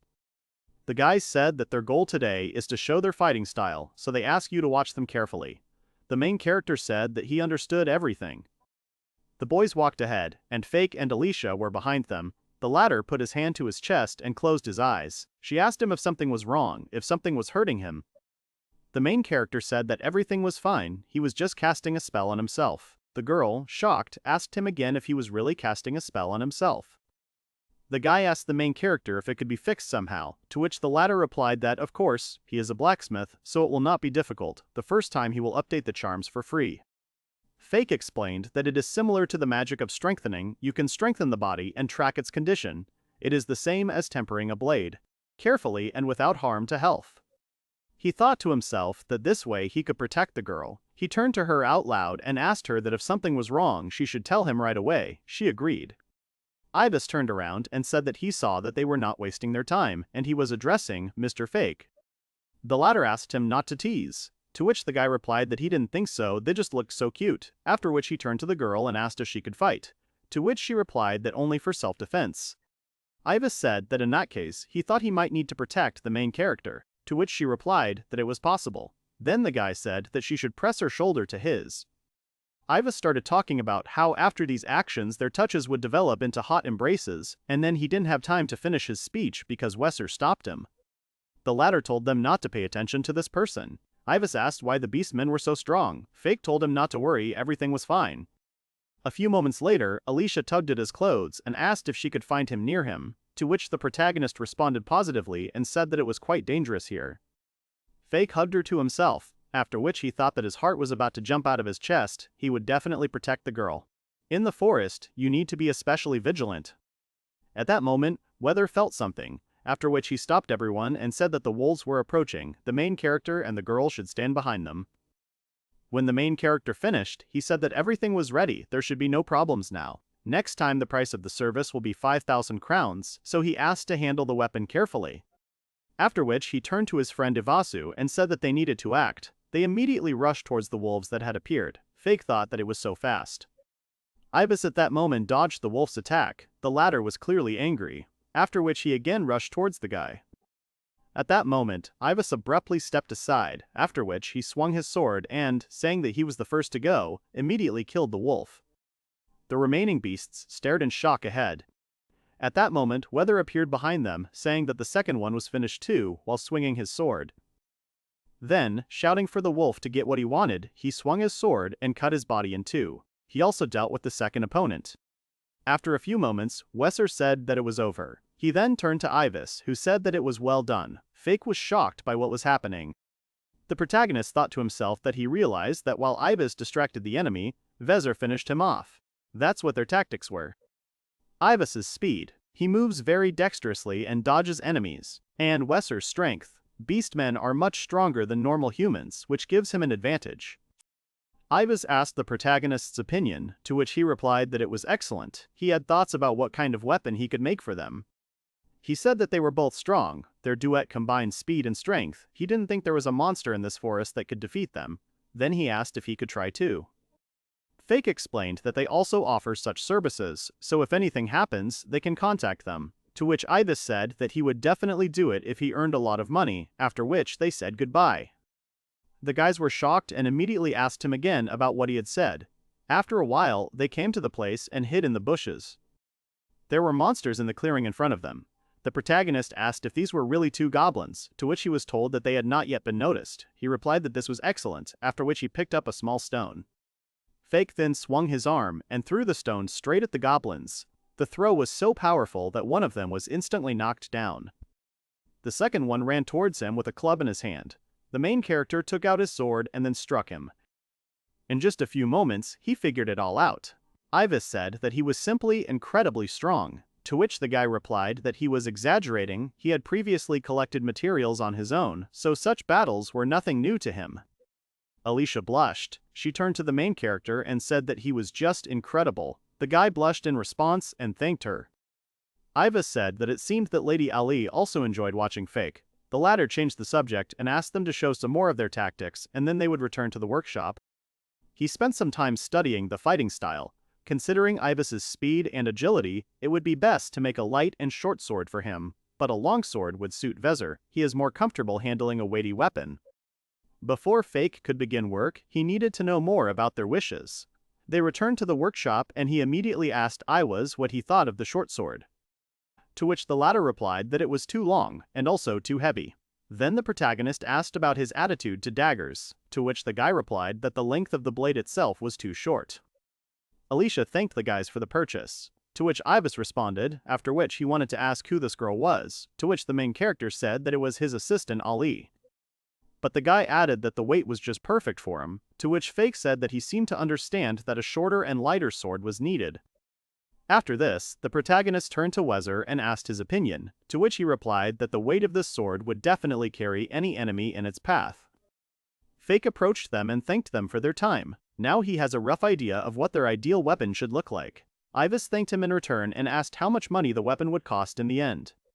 He thought about the fact that, given the custom order, the materials, he didn't want to downplay his work too much, but they were his first clients. The protagonist said that if the final weapon options suit them, he suggests doing it this way. Ibis's weapon will cost 40,000 crowns, and Weser's weapon, 60,000.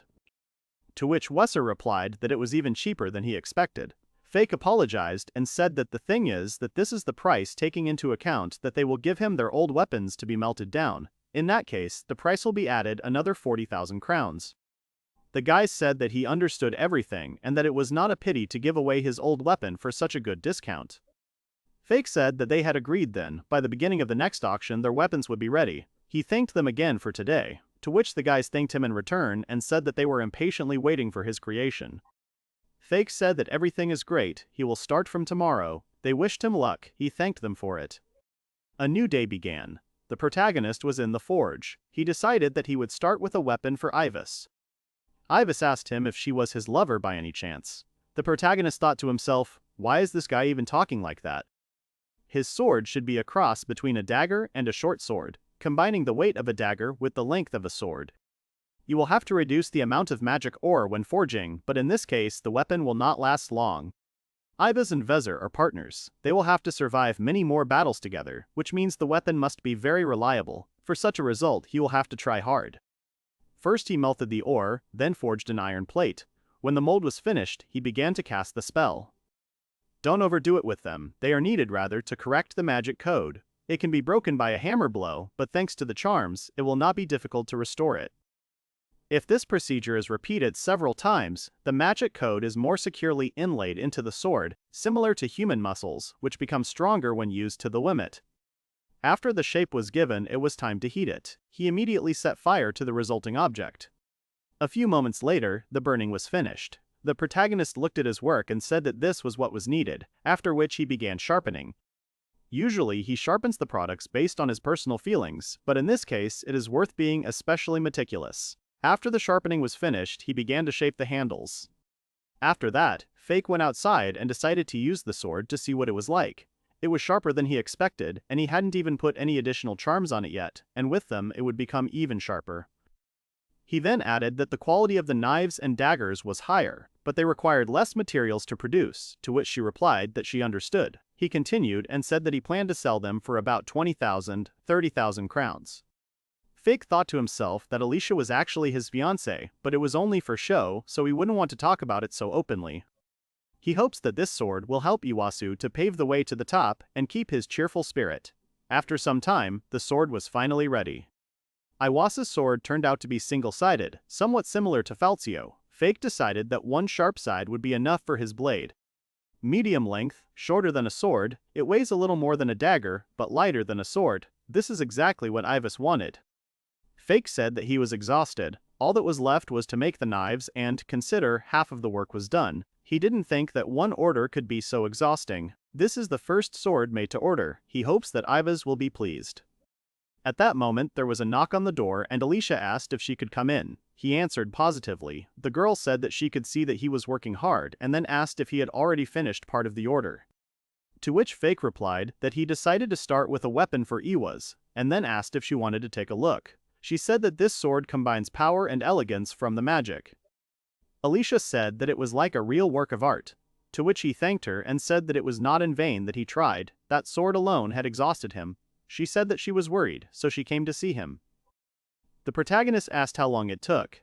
He thought to himself that he had started working in the morning, and forging the sword took what felt like 5 hours.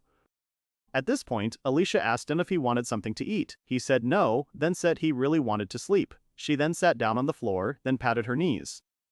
The girl said that since he was tired, he should lie down on her lap. He became embarrassed and tried to argue with her, but she said that he was tired, so he should lie down. Ibis said that he understood everything. It must be great to work together with his beloved. He himself dreams of one day starting to travel with some nice adventurer. The main character obeyed her, after which he lay down with his head on her lap. He thought that it was so soft, and, in general, how could he rest here, because he was worried and could not really relax. Alicia asked him what his plans were for the day, to which Fake said that he was thinking of making a couple of items for sale and finishing for today, and tomorrow he would start on Wesser's order. She suggested that they lie down for a bit longer. The main character thought that he was doing something that could protect people important to him. He was resting on the lap of his beloved, and he was the happiest person in this world. A new day had arrived. Fake thought that unlike Ibis's sword, Vezir's sword would require a large amount of magic ore. That's why the sword will cost more. First, he created a mold using earth magic to create a wide plate. He placed molten magic ore in it and let it harden. After this, the plate needs to be heated again, as in the case of the Iwasa sword. All the same manipulations need to be repeated. He uses a hammer to give it the desired shape, then raises the temperature again, and he repeats this procedure several times. He wondered if he should enchant the sword. Then he thought about deciding what to do with the final form. Wesser, unlike Iwas, wields any type of blade. The protagonist thought that for this reason he wanted to create a double-sided blade for him. In this case, a long and wide sword would be suitable, as Wesser wanted. His sword should not just infect, but defeat enemies. In their duet, Ibis draws attention to himself, and Vezir instantly finishes off.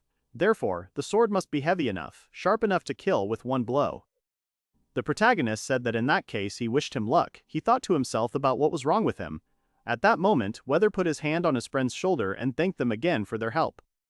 He decided that it was necessary to introduce magical information, then forge. By repeating this process of tempering the steel, the sword could be brought to perfection. Irea's magic iron, so it can be made even better. And yet, it is not easy to forge such a huge thing. If he had not cast a spell on himself, it would have been very difficult. Eventually, Fake was able to achieve the desired shape and weight for Weser's sword. Then he realized that it was already noon, as he thought this sword would take much longer to work on than Iwasa's. He should rest. After a rest, he decided to continue. Working until the evening, he finally finished. He looked very tired.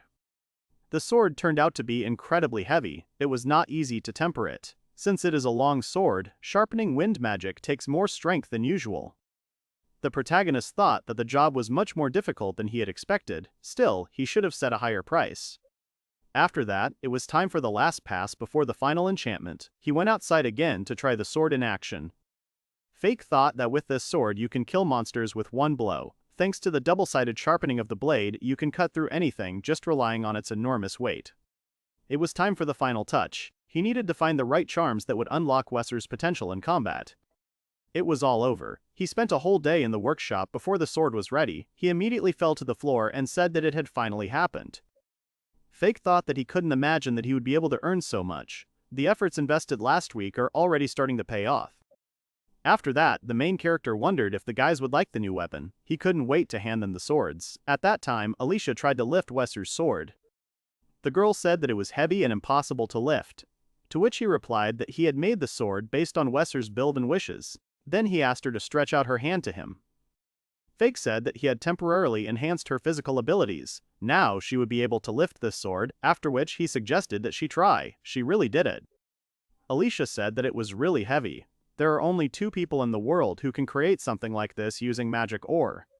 Fake asked if it was true. He didn't think so, to which she replied that she had met many blacksmiths, but only a few had the ability to create something like that. Alicia smiled at him and told him that he was an incredible blacksmith. The protagonist thanked her for this, but said that he still had room to grow. The girl said that he had worked in the workshop for 2 days, without stopping, and then asked if they would go to dinner, to which he answered positively and explained that he was terribly hungry. She said that he could eat as much as he wanted. At this time, the knight returned to the forge to Morgan. He asked about what their forge does in general, to which the man asked again what he meant. The guy said that the reason he called him was because of the sword that was entrusted to him. He asked why the work was done so poorly. Morgan was immediately surprised. He thought to himself whether there really was any problem with such a superb enchanted weapon.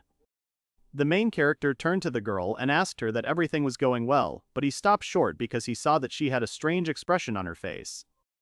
The man said that every knight in his guild received an enchanted blade.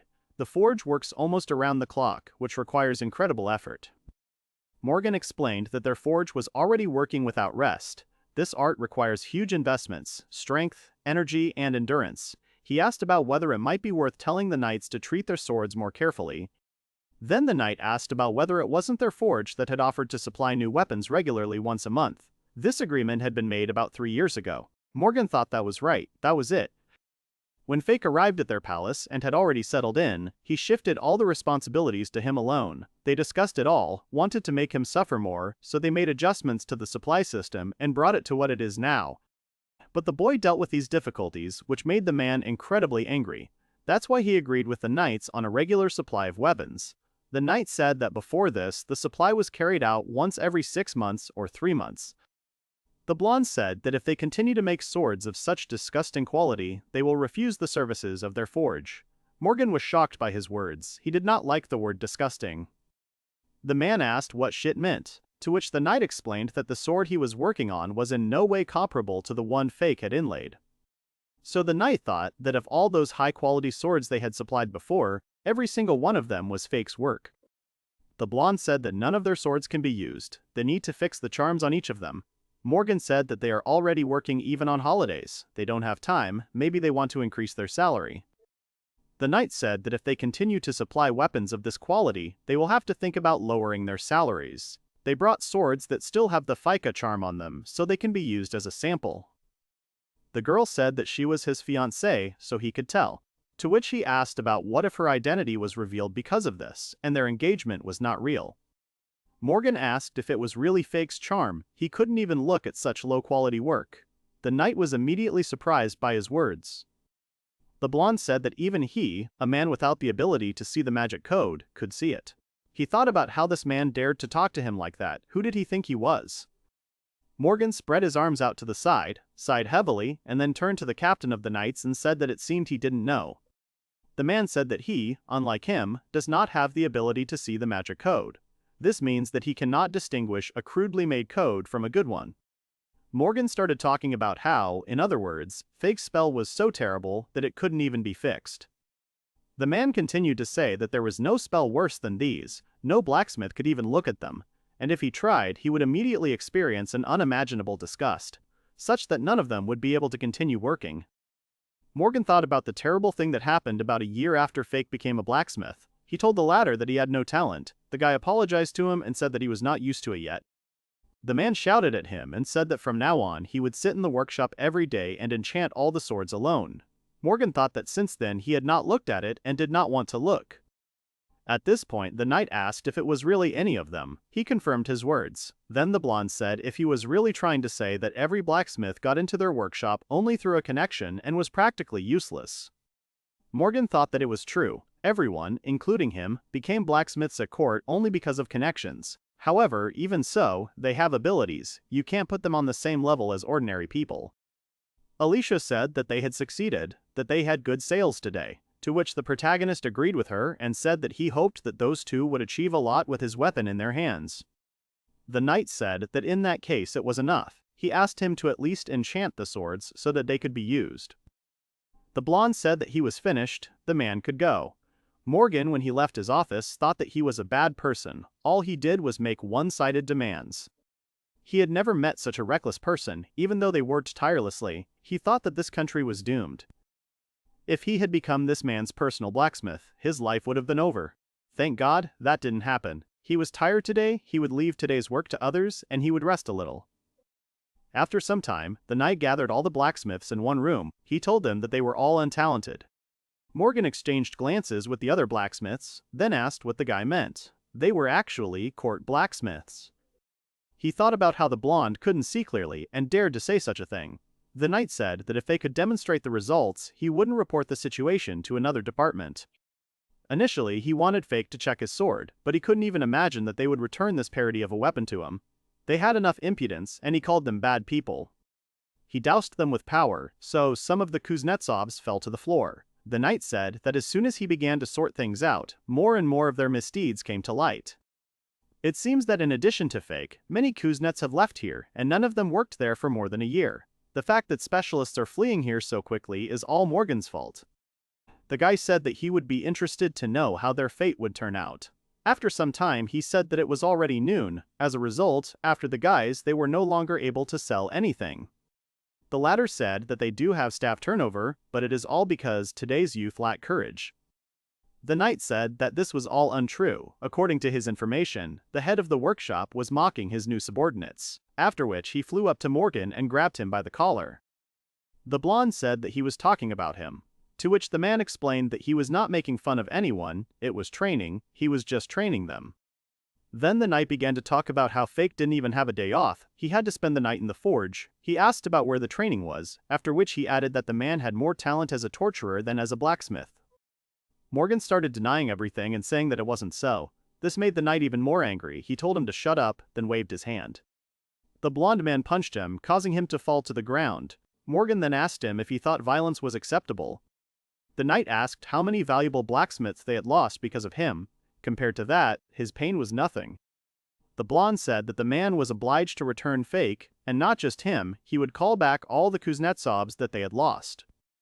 Each of the current blacksmiths will crawl on their knees and apologize to those who left because of them. The knight even offered several options for an apology, after which he asked if he understood. From the whole conversation, Morgan heard that he was fired. He immediately asked if it was true, to which the knight shouted that it was obvious. Fake thought to himself that they were just unlucky. It is important not to rush and do everything gradually. At that moment, a girl called out to him and said that they had a buyer. Morgan said that he would not kneel before them. to which the blonde said that if they could not return them, then they would all be fired. He had already told the man's family about this situation in detail. The knight added that it seemed they had decided to distract themselves from him. Morgan couldn't believe it. He thought that he was no longer the court blacksmith, and if he was stripped of his titles, there would be no point in living anymore. The blonde said that if they succeed and bring back all the blacksmiths, he would allow them to join the Knight Corps. Of course, they would have to endure harsh training. The knight said that for now they would leave this issue. Now he must go collect Kuznetsov. The man thought about why this was happening to him. At this time at the market, the main character handed the guys swords and said that they were ready, then asked their opinion. To which Ivis said that the length is ideal, the sword is very light and compact, but even so, he feels great power in it. The protagonist said that it was adjusted according to his fighting style, so it is not very suitable for frontal attacks. Fake added that, nevertheless, he wanted to make it as durable as possible, and yet, the blade might not survive a direct clash with a strong opponent like Wesser, so he had to be more careful.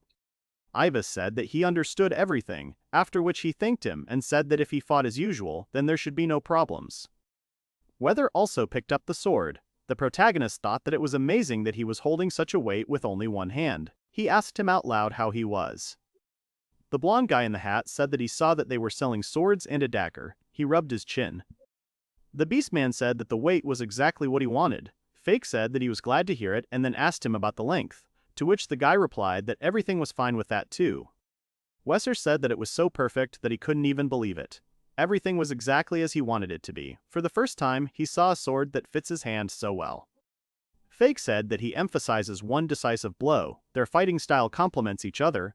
Ivis lures the enemy, and Vezir destroys him. The latter agreed with him and said that he will appreciate this sword. The main character said that there is no need to worry, he can use it as much as he wants. If it breaks, he will simply bring it to him. This is the main joy of the blacksmith. After that, he said that it was time for the settlement, the amount they had agreed on, and this sword. He reminded them and said that the deal was done, it was a pleasure to deal with them. The sword received as part of the payment is in good condition, it only needs a little adjustment of the magic code and it can be used. He will be able to sell it. The guys said that they are planning to take the promotion exam soon. With such clinics they will definitely not have problems. Although even without this, with such swords they will definitely pass. It seems to them that they have been using these swords for years. Fake said that he was glad to hear it. In any case, they should be careful and take care of themselves. If they failed the test with his weapon, then he would start to doubt his blacksmithing abilities. The guy said that they would definitely pass. Vezir said that he would become a swordsman worthy of this sword. His comrade immediately supported him. After that they said goodbye and left. Alicia said that everything worked out. They were very pleased. The main character agreed with her and said that he was glad that they liked the swords. At that very moment, the girl began to shout loudly that she greeted all passers-by, after which she offered to take a look at their goods. The protagonist confirmed his words and then asked if he wanted to take a look. The guy took one of the knives, then took it out of its sheath and asked if it was really made of E-class witch ore. The girl happily said that she hoped they would pass. They would definitely cope. She also added that after all, they had his weapon. After some time, the main character said that everything was fine, the enchantment was over. She said that all the swords looked great. At that moment, a girl approached the counter. They turned to her and said that if she wanted, she could try any of the swords, to which she pointed her finger and said that she would like to support him. They watched her silently. The girl asked about the price, to which Fake replied that the sword would cost 50,000 crowns. Then she asked if it could be cheaper. The main character immediately thought about it. He thought to himself that he could perhaps give it to her for 40,000. At that time she came closer and said that she could do him some favor. Fake said that he couldn't lower the price much, but maybe he could do it to 40. At that moment Alice said that his price was only 50,000 crowns. The girl said that first of all, this sword is of quite high quality, even at the original price, it is quite a good deal. The stranger turned to Alice and asked if she was really a girl, to which the latter answered positively and asked what was going on. But she simply answered that everything was clear to her. The client said that she understood everything, she would buy the sword for 50,000 crowns. The protagonist thanked her for the purchase. After that, the girl left. It was clear that Alicia was angry. Fake asked her what happened, to which she asked if he really liked big shapes. He said nothing of the sort, but she said he was staring. To which Fake replied that he was right. He thought to himself that this guy looked like a trader, he must be very experienced, since he managed to sell his goods so quickly. The guy was thinking that it wasn't that he liked big ones so much, it was just male nature, and he accidentally glanced. After that, they sold 2 F-rank swords and daggers to the new adventurers. The income for the morning was 180,000 crowns. They decided that they would continue in the same spirit. After some time, a street vendor Rick came up to their counter and said that they hadn't seen each other for a long time. The guy said that his swords and daggers were sold like hotcakes in the neighboring city. He advertised them well, so a new stream would soon arrive. The protagonist asked if it was true, then said it was great, and thanked for the advertisement. The merchant said that not only adventurers bought them, even knights took them. The guy also said that they started bragging to other knights, and then asked if it was great. The protagonist asked about the fact that knights do not receive weapons from the kingdom or their lords. He thought to himself that in his country, the Revenant Empire, everything was exactly like that. It was for this reason that they had to perform mass enchantments of weapons on a weekly basis. The merchant said that he was right, but it cannot be said that the weapons he gave out were of good quality. Knights who have reached a certain status usually acquire personal weapons. That's why he's here again. He asked how many of these high-end weapons they had. Fake replied that they had 10 of those, swords and daggers.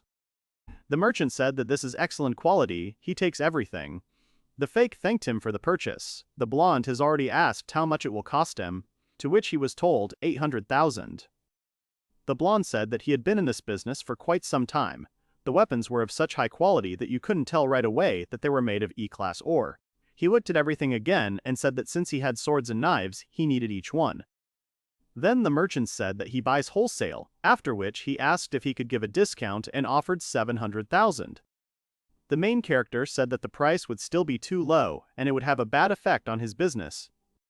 The fake suggested the following option: he would add slightly lower quality swords and daggers, and then it would be 760,000. The merchant agreed to his proposal, after which the weapon was packed in a wooden box. The merchant said that he was leaving soon and for a long time, so he would not be able to come to him. The main character said that it was sad to hear. Then the blonde said that a student would visit him in a week instead of him. He explained that it would be a girl named Almi, and he would have a request for him could he prepare several weapons of varying quality. He would even buy the ones she did not choose. The merchant said that he wanted to check if she could correctly assess the quality of the weapon in front of her. The protagonist said that he understood everything and would do so. The blonde said that by that day he should have for sale 10 swords and daggers of the highest quality and a couple of goods of lower quality, after which he asked if he could prepare it. The protagonist responded positively and said that he would prepare everything for her arrival. The merchant said that this was great, this servant would come with her, so he would recognize her right away. Alicia whispered to him and asked if he was sure, since he had to get everything done in a week. After that they started to bargain. The main character would like to sell for 50,000 crowns, but this guy is an excellent bargainer. The protagonist said that he was already used to it, so he would manage in a week. She asked him not to overwork himself. The merchant asked how much this magnificence would cost him. The fake offered him a price of 1,000,000, to which the merchant offered to reduce it to 1,000,000. The main character, shocked, asked again if he was serious. At that moment, Alicia also joined the conversation and said that it wouldn't work, that the price was too low. They said that they agreed to at least 1,040,000. The protagonist supported her. Then the merchant said that so be it, he was ready to pay 1,400,000. Fake thought that it was at least 1,400,000, but the girl told him not to even dare, after which she insistently said that their price was 1,450,000 since they also agreed to help them in training the student. The merchant said that she was right, everything would be as they wanted, he would pay this amount. The protagonist said that he was grateful to him, they would not expect his student by the appointed time. After he left, Fake turned to Alicia and thanked her. She responded that he was, as always, giving discounts too easily. He responded that he was just glad that his swords were actually needed. The girl said that she understood his feelings, but his blades were something truly valuable to her. Let the payment correspond to the skill.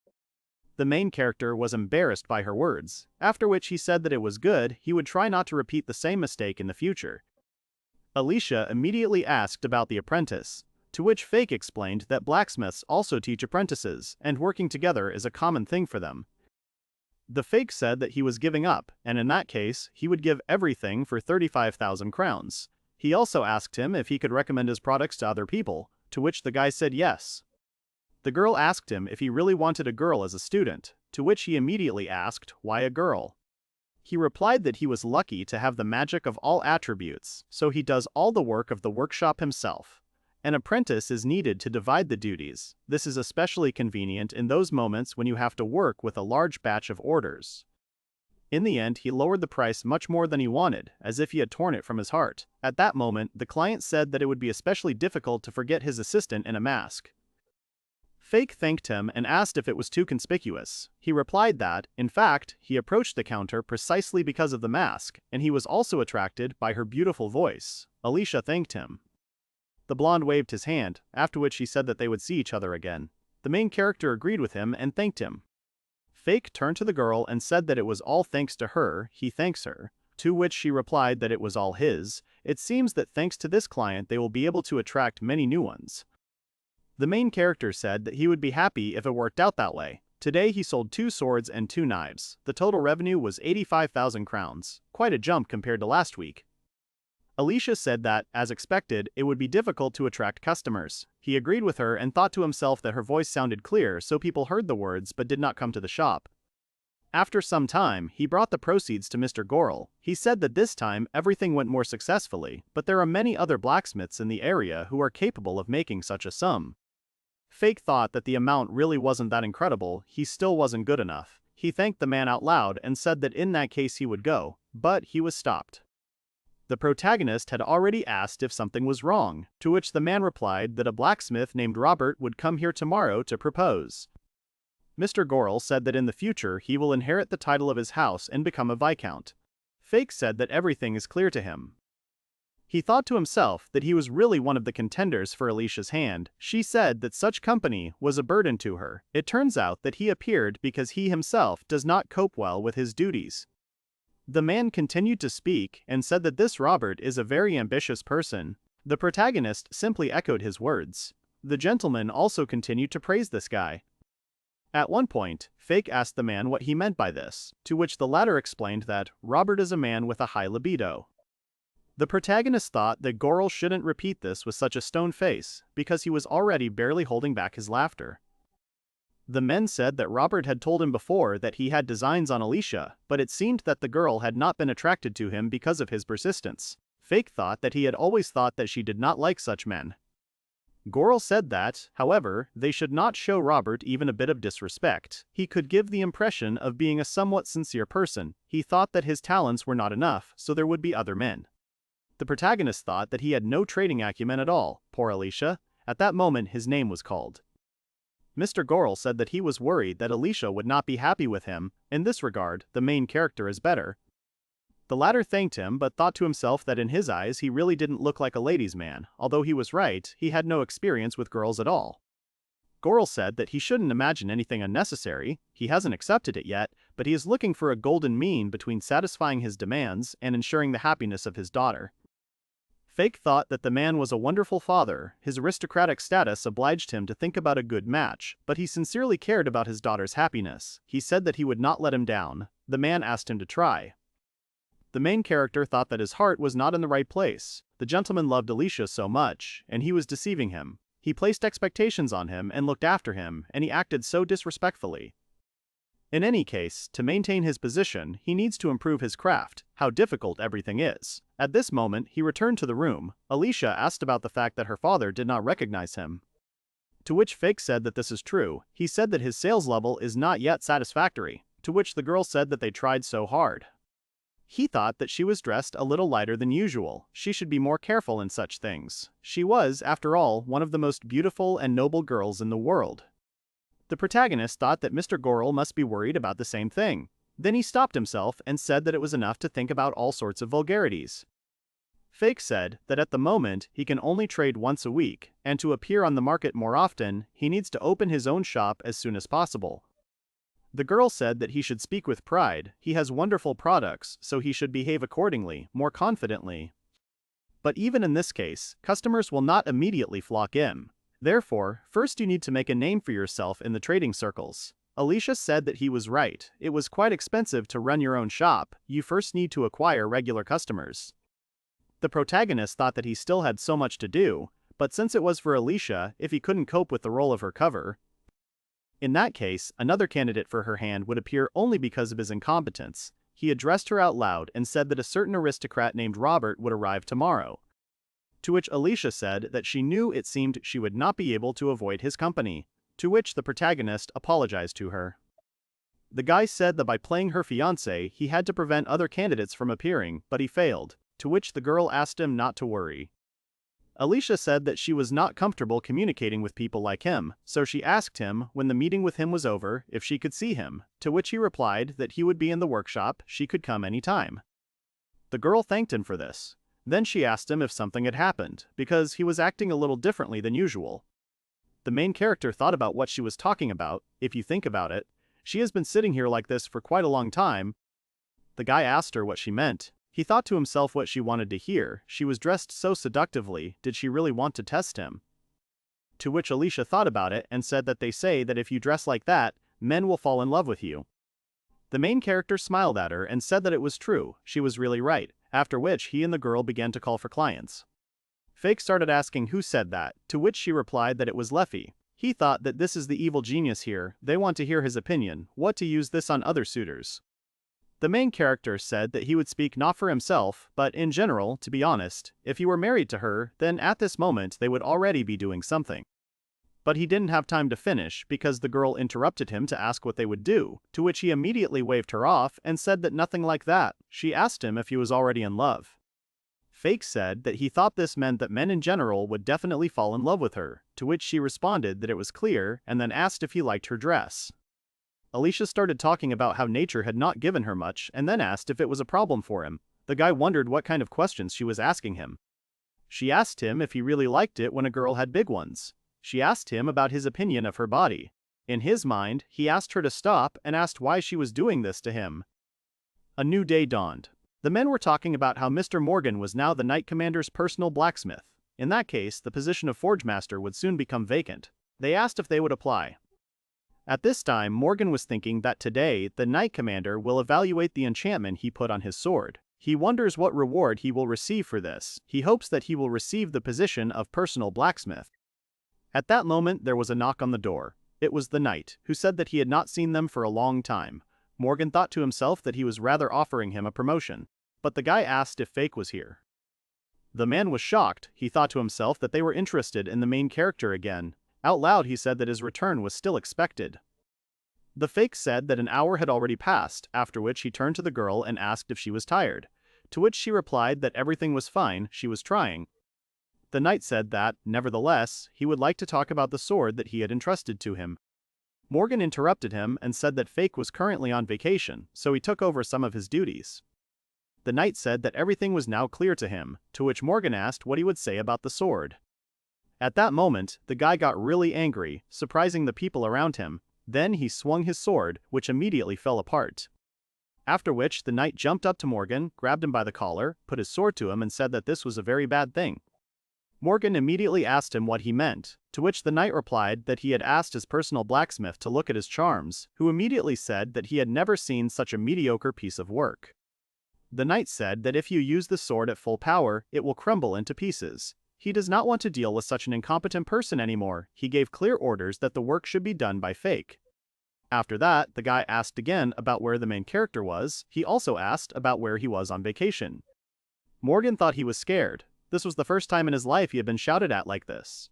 Usually, the mere mention of his father's name, one of the most powerful men in the country, would have people falling on their faces. The other employees of the forge said that Fake no longer worked there. To which the knight asked why this was happening, and then added that he was so talented that even his master would like to meet him. The protagonist grabbed the girl by the hands and excitedly said that he had an idea, and asked why she shouldn't become his student. Alicia decided to ask the boy where he learned blacksmithing, and the young man began to remember. For a double-edged sword, the balance symmetry was critical, and the guy looked to see if everything was perfect. The next step was to make a handle from air metal. The main character made a handle and attached it to the sword. The main character approached the customer with a new sword and asked if he wanted to try it out before the final modifications. Levert took the sword and looked at it before swinging it. The guy continued to swing the sword and test it in motion. Having stopped, the customer turned to the blacksmith and smiled. The main character asked how he liked the sword, to which he replied that it was simply beautiful, and although it was an exact copy of the original sword, it was flawless to rise from one forging. Fake was happy about this, and said that then they should move on to the final processing. The customer noted that the level of the guy's wind magic was impressive, and apparently it was the mastery of all the elements that was impressive to achieve such mastery in forging. The blacksmith replied that he had not wasted his years of training in vain. Fake said that he was from a village and his parents were blacksmiths, and having picked him up from the street, they taught him everything they knew. The protagonist replied that the sharpening was finished and now it was time to move on to the final charms. Fake thought that the charms would basically repeat those that were on the verse sword and modify it for the magical metal Irea. The blacksmith continued to disappoint with a smile, and the customer continued to silently watch. The sword was ready, and Levert swung it again. The customer began to say that it not only fits perfectly in the hand, and the transmission of magic is expressively effective, and the quality and precision of the spells are beyond praise. The guy was glad that Levert appreciated the sword. The customer added that he would not be able to repair the sword itself if it broke, and the blacksmith replied that due to the fact that the alloy contained the metal Irea, everything would be fine for 2 months. The customer grabbed the blacksmith's hand and replied that his hands worked real miracles. The protagonist asked to stop this by taking his hand back. The customer thanked the blacksmith and asked to proceed to payment. Levert offered a fee of 5 million brackets, which the protagonist refused and said that it was too much. The young man replied that he himself had provided him with all the materials, and that he had been immediately oriented on the shape of the sword, and that he could take 300,000 crowns for his services. Levert replied that he had specifically studied all the nuances and that few people were able to process such material, so he included payment for unique skills here. Weapons made of iron metal cost 10 times more. The customer asked to take the chest. They say that the entire amount is in the box with the items. The boy looked at his hand and thought that they were no longer in this world. The girl asked him what it meant to be picked up. The boy answered that when he was little, his biological parents abandoned him and he was an orphan. The protagonist replied that these were the rarest artifacts that only occasionally appeared in dungeons, and he could not simply accept such value. But the customer insisted, saying that the blade was worth it.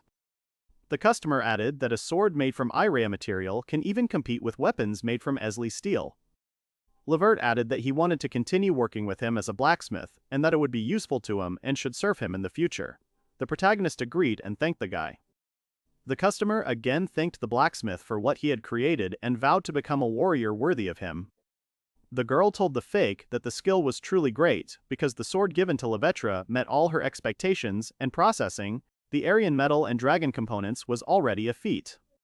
Alicia happily replied that even her father was amazed, and she was sure that he would soon appreciate his skill.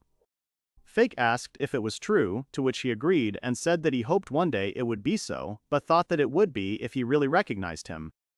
The main character did not understand what exactly would change in their relationship because he was just a difficult groom and a shield from other suitors. The young man thinks that if this continues forever, although if he can continue to be useful to Alice, he will only be glad. The boy didn't understand how long they could deceive Lord Goral. Alicia was upset, and Fake, noticing this, asked not to bother his head with this, because he was too small and did not remember the faces of those people. The young man thought that eventually, when she found someone who would truly love her, his role would come to an end. The main character understood that it all started with her pity, because kind Alice felt sorry for him, who everyone was making fun of. The young man forgot about it and began to try so desperately in blacksmithing to live recognition. Well, it was childish. The girl noticed the guy's mood and asked if everything was okay and if he was tired from forging the sword, to which he smiled sadly and replied that everything was fine. The main character said the next week a student Riga Alme would come to him and there were still a couple of orders from other clients, but he hadn't even sat down to work. The girl was outraged. They say that he had already spent a lot of time and effort on the last order. The boy replied that it was his hobby, which brought him income, so he was not complaining. Alicia called out to the boy. They say that she asked him to rest more. But the boy said that he was not tired. The girl added that she was worried about him and asked him to rest this week. The young man replied that they could try it for a change since there was no hurry, and suggested going somewhere together and eating something tasty, to which the girl agreed. The guy did not understand what was waiting ahead. The protagonist thought that he would not be able to curb his thirst for forging truly worthy blades, and he wanted his swords to find many owners. This was his meaning of existence, and it is unshakable. He is simply fulfilling the duty of a blacksmith, as his heart led him. The owner of the house stood in his office and thought about the customer, who thanked him for permission to order fake weapons from fake. The girl looked at the guy and smilingly replied that she was lucky today, and she learned a little more about the guy. Levert told him that the magical iron of the air, the magical metal of the Varia claw, and the fang of the dragon were able to combine in one blade. This is the result that all his expectations came true. The Duke was confused and asked if such a blade could be forged. The man asked if he could inquire about what he had received consent for, and asked why it was necessary to order a fake, since they are both presidents on his daughter's hand and are blacksmiths. The guy replied that Lady Alicia had highly praised his talent, and as a fellow craftsman he wanted to test what he was really capable of. The young man added that for him, processing and shaping such materials is not an easy task. The Duke added that as a blacksmith he was amazed by his skill, and it was not for nothing that Alicia singled him out from the others. The man came back from his thoughts about past conversations and turned around. There was a large chest in the room. Goral walked over to the chest and opened it, looking at the sword. The man looked at him and thought. The young man smiled at such warm words. Goral believed that he was the one who could fix it. Alicia told Leffy that Fake was always sitting in the forge preparing for the market and they never spent any time together. The maid suggested watching the guy work. The girl replied that she would then disturb him, and when he was focused, he would not pay attention to her at all. Maid, I replied that I understood her and asked to rely on her. The girl knocked on the door of the protagonist's workshop and asked to let her in. The protagonist agreed, and the girl replied that the worst thing had happened to the lady. The guy perked up and asked what had happened. The girl replied that Alicia really wanted to have tea with sweets with him and begged him to take a short break, to which he immediately stopped working and went to Alicia. After a 2-week break, the heroes opened the tent again, took their usual places, and prepared everything for work. The couple, as usual, divided all the goods by quality and added a batch for Alme, Rig's student. At the request of the merchant, the protagonist forged several weapons of different quality, which increased the number of swords and daggers to attract customers. Alicia told the boy that the box given to him by Levert came in handy, and thanks to it the young man was able to carry a lot more things. People were walking, but suddenly the voice of adventurers was heard from the crowd about the shop and the guys approached the heroes. The boys asked if this was the shop of the blacksmith Fike, to which consent was sent, and the adventurer began to tell that he bought a sword from him through a traveling merchant. The girl happily declared that they were very lucky today and were able to sell everything. The guy agreed with her and replied that it was not for nothing that they left the shop open for so long. The young man continued to say that that is why he came personally and even let his guys try the sword, which made everyone eager to get the same one because the quality is excellent and fits in the hand like a glove. The main character was delighted and thanked for the praise. The Fake thought that the traveling merchant was Rig, who promised to advertise his products, but the guy himself did not expect that customers would come to him immediately. The adventurers chose their weapons and asked to sell them daggers and swords. The main character thanked for the purchase and named the price. The Fake sold the weapon at a discount, but even so the order brought in 200,000 gold and immediately there were 3 buyers from the very morning, and that was luck. After a while, new clients appeared. Someone brought their friends, which made the protagonist thank those who praised his blades in taverns. Some people came because of rumors about Ibis's strength. Others found out everything from the merchants, and by midday the shop was full of people. The conversation was interrupted by the adventurers, calling out to the main character and waving their hands at him in greeting.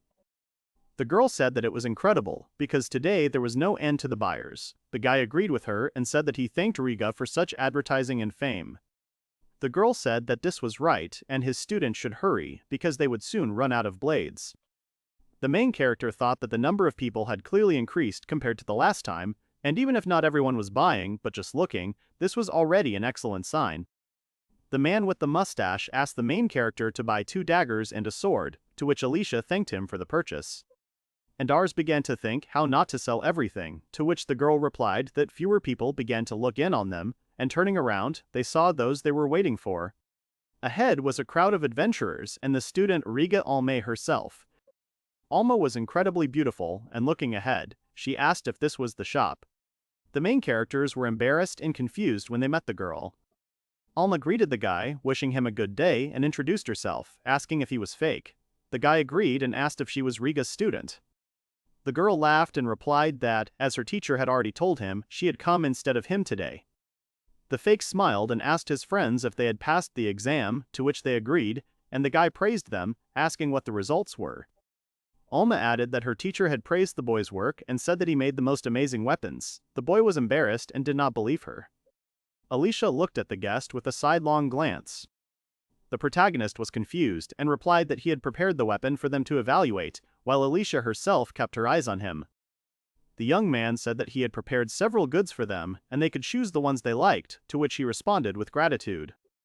The young man wondered if he was mixing quality items with inferior ones and whether Alma would be able to tell the difference. The girl took the sword and felt it with her hands, trying to understand what it was made of. The student Riga replied that she would take this sword and daggers, 10 of each, and nothing more. The guys were amazed that the visual difference was not so noticeable, but the girl unmistakably chose the best. The young man smiled and replied that all this would cost the girl 1,450,000 crowns. Alm fell silent, and the protagonist waited patiently for payment, but the girl brought her fingers to her mouth and asked about the payment. The student Riga hugged the guy by the hand and asked for a discount. And the interests happily said that they passed the exam and were promoted to rank D, thanking the young man for his weapon. The guy became very confused, while Alma herself smiled innocently at him, and Alicia was very surprised. The girl continued to demand at least a small discount as a regular customer, but the guy tried to refuse.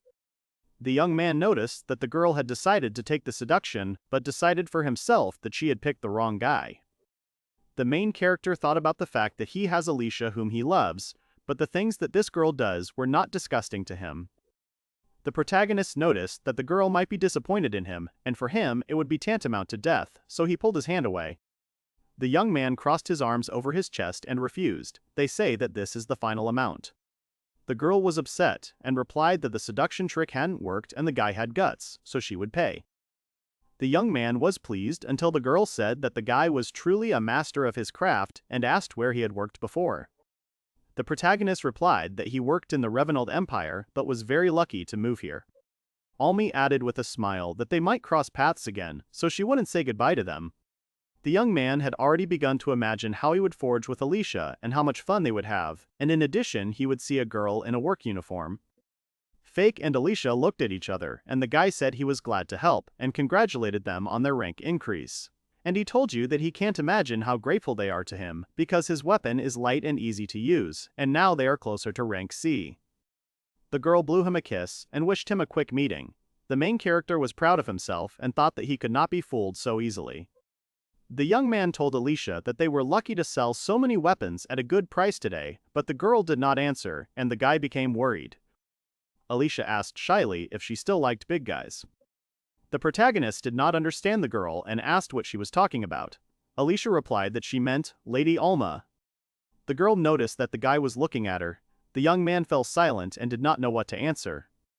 The main character started to deny everything, saying that it wasn't so. Alicia almost cried and replied that it wasn't true, and she saw how he looked at her. The young man again could not answer anything and only asked her to listen to him, saying that a man is a male. The protagonist began to explain that wild males usually react to movement, to prey, and to threat, and he could not do anything with this instinct. The girl was upset and replied that if she couldn't do that, then did that mean she didn't deserve attention? The young man tried to calm her down, saying that he didn't mean that. Alicia suddenly hugged Fake by the arm. The main character smiled and said that it was not only about the weapon because they had received it not so long ago, but they were able to master it very quickly, and thanks to their abilities, they were able to pass the exam. The guy was embarrassed and asked what she was doing. The girl closed her eyes and asked if she could hug him. Alicia asked again if she deserved attention. The girl, without stopping holding his hand, asked him if he liked girls like her. The guy tried to stop her, thinking that first of all he liked Alicia. The protagonist understood that it was from her that he formed his preferences. The girl sadly let the guy go and apologized for putting him in such an awkward position. The guy replied that everything was fine. The heroes were silent. Today their trade ended, and the last customer was Alme. Today the heroes were able to earn 120,000 crowns, and this was the most profitable day on the market. Returning to the estate, the owner of the house replied that things were going well for Fake today. The young man agreed and replied that some of the orders came from a traveling merchant. The guy bowed and replied that that was all and asked to be allowed to deviate, but the man stopped him. Goro silently lowered his gaze while the boy waited for an answer. The man answered honestly that he was amazed by the boy's success. The young man did not understand what was being discussed. Goro said he didn't think the guy would be able to establish such a distribution in a foreign country where no one knows him. They wanted to interrupt the guy by refusing, but he said that if they needed a weapon again, they could safely turn to him. The main character replied that he was just lucky, and that for now most of his income depends on the merchant. If he loses interest in him, his profit will drop sharply. The young man thought that so many people supported him, including those who bought his works. The main character remembered that it was thanks to Alicia that he was able to grow to such heights. The man said that this might be true, but not all of his income depended on the merchant alone. The boy agreed and replied that, fortunately, some adventurers recommended him as a companion, so little by little he became stronger. Goro replied that this meant that his weapon really does help people. The man added that people come back to him because of his blacksmithing skills. The guy was embarrassed and thanked the man again. The owner of the house stood up from his chair and said that he had a favor to ask the guy. The young man replied that he would do everything he could, and the man opened the chest, taking out his sword. Goro asked if the young man could restore the sword. Fake added that by that time he will try to get better magic steel. I think that the current magic metal will be weak for their skill. The main character took the sword and asked to let him look at it. The young man tried to read the data that was enchanted on this sword, but he began to squint his eyes, not understanding the words. The young man felt dizzy from the overload. The protagonist thought that the data was very dense, and it was as if he had crammed an entire library into his brain at once. The guy thought that if the blade caused such a sensation, it meant that it contained a lot of magical information than he was able to perceive. The owner of the house asked if everything was okay with the guy, and that he asked to allow him to concentrate. The main character noted that the enchantment itself is simple, but the amount of magic power invested in it is truly colossal. The guy noticed that there was damage everywhere, and if he used the sword in this condition, sooner or later it would break. The fake replied that he had identified the problem and the man asked if he could fix it. The guy agreed, saying that due to the huge amount of magical information, he would not be able to fix it at once. The protagonist said that it would take about a day to fix it. Goro was happy with this news. The man advised him not to rush and to do everything carefully and reliably. The protagonist accepted the order and replied that he would do so. The adventurers said that they would continue to recommend them to their friends, to which the young man thanked them and wished them good luck. The young man realized that this blade meant a lot to Lord Goro and it needed to be repaired carefully but quickly so that it could be returned to its owner's hands as soon as possible. The next day, the boy took up the work of Alicia's father's sword.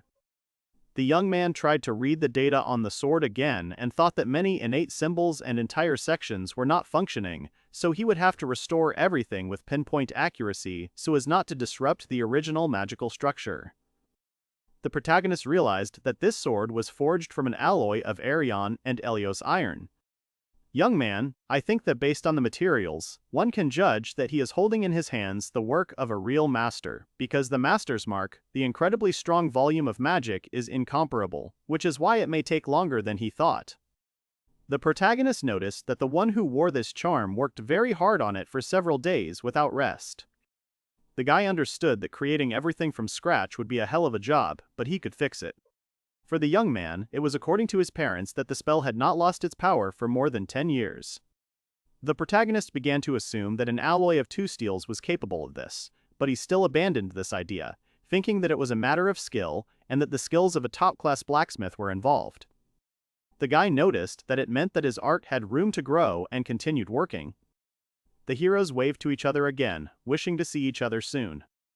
The young man suggested that if he ever created such a weapon, he would make it so that it would survive the centuries. The guy won't do it for fame or a place in history. The young man thought that this was so that after death his blades could protect people.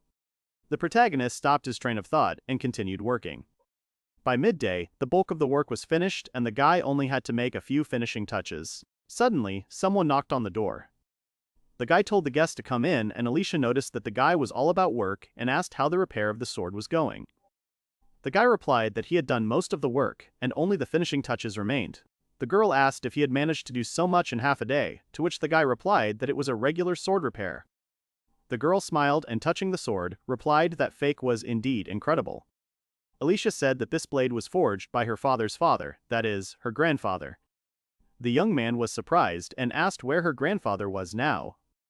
The protagonist watched the trail and thought that the people who received the weapon he made with his own hands right in front of him were rising to the top, which made him proud of them. The young man replied that he would not be inferior to them in height, for which Alicia supported him. Alice replied that he died 10 years ago. The boy noted that this meant that the blade was very dear to Mr. Gorel, and the girl agreed with him. The young man thoughtfully added that he asked him to fix such a valuable thing. The boy understood that the Duke would not trust him with this blade without thinking twice. The girl replied that her father had tried to fix the sword, but he had failed and had been grieving about it for a long time. Alicia said that her father had no particular talent for blacksmithing and therefore was unable to restore the blade that he inherited after his grandfather's death. The young man was very surprised by this, but he understood the girl. The protagonist thought that this order was a test for him, and that Mr. Gorel had not yet fully recognized his skill but still entrusted him with his blade. The guy realized that this meant that at the very least they believed in him, and this sword probably held a dear memory for him. The main character replied that now he had even less room for error, and the girl wished him good luck. The young man continued to work, and several hours passed since the final revision. Already at the estate, the main character submitted a report saying that the total profit was 1 and 2 million crowns. The man asked about the individual order from the merchant, to which the guy agreed. The protagonist completed the final touches, and the renovation was completed.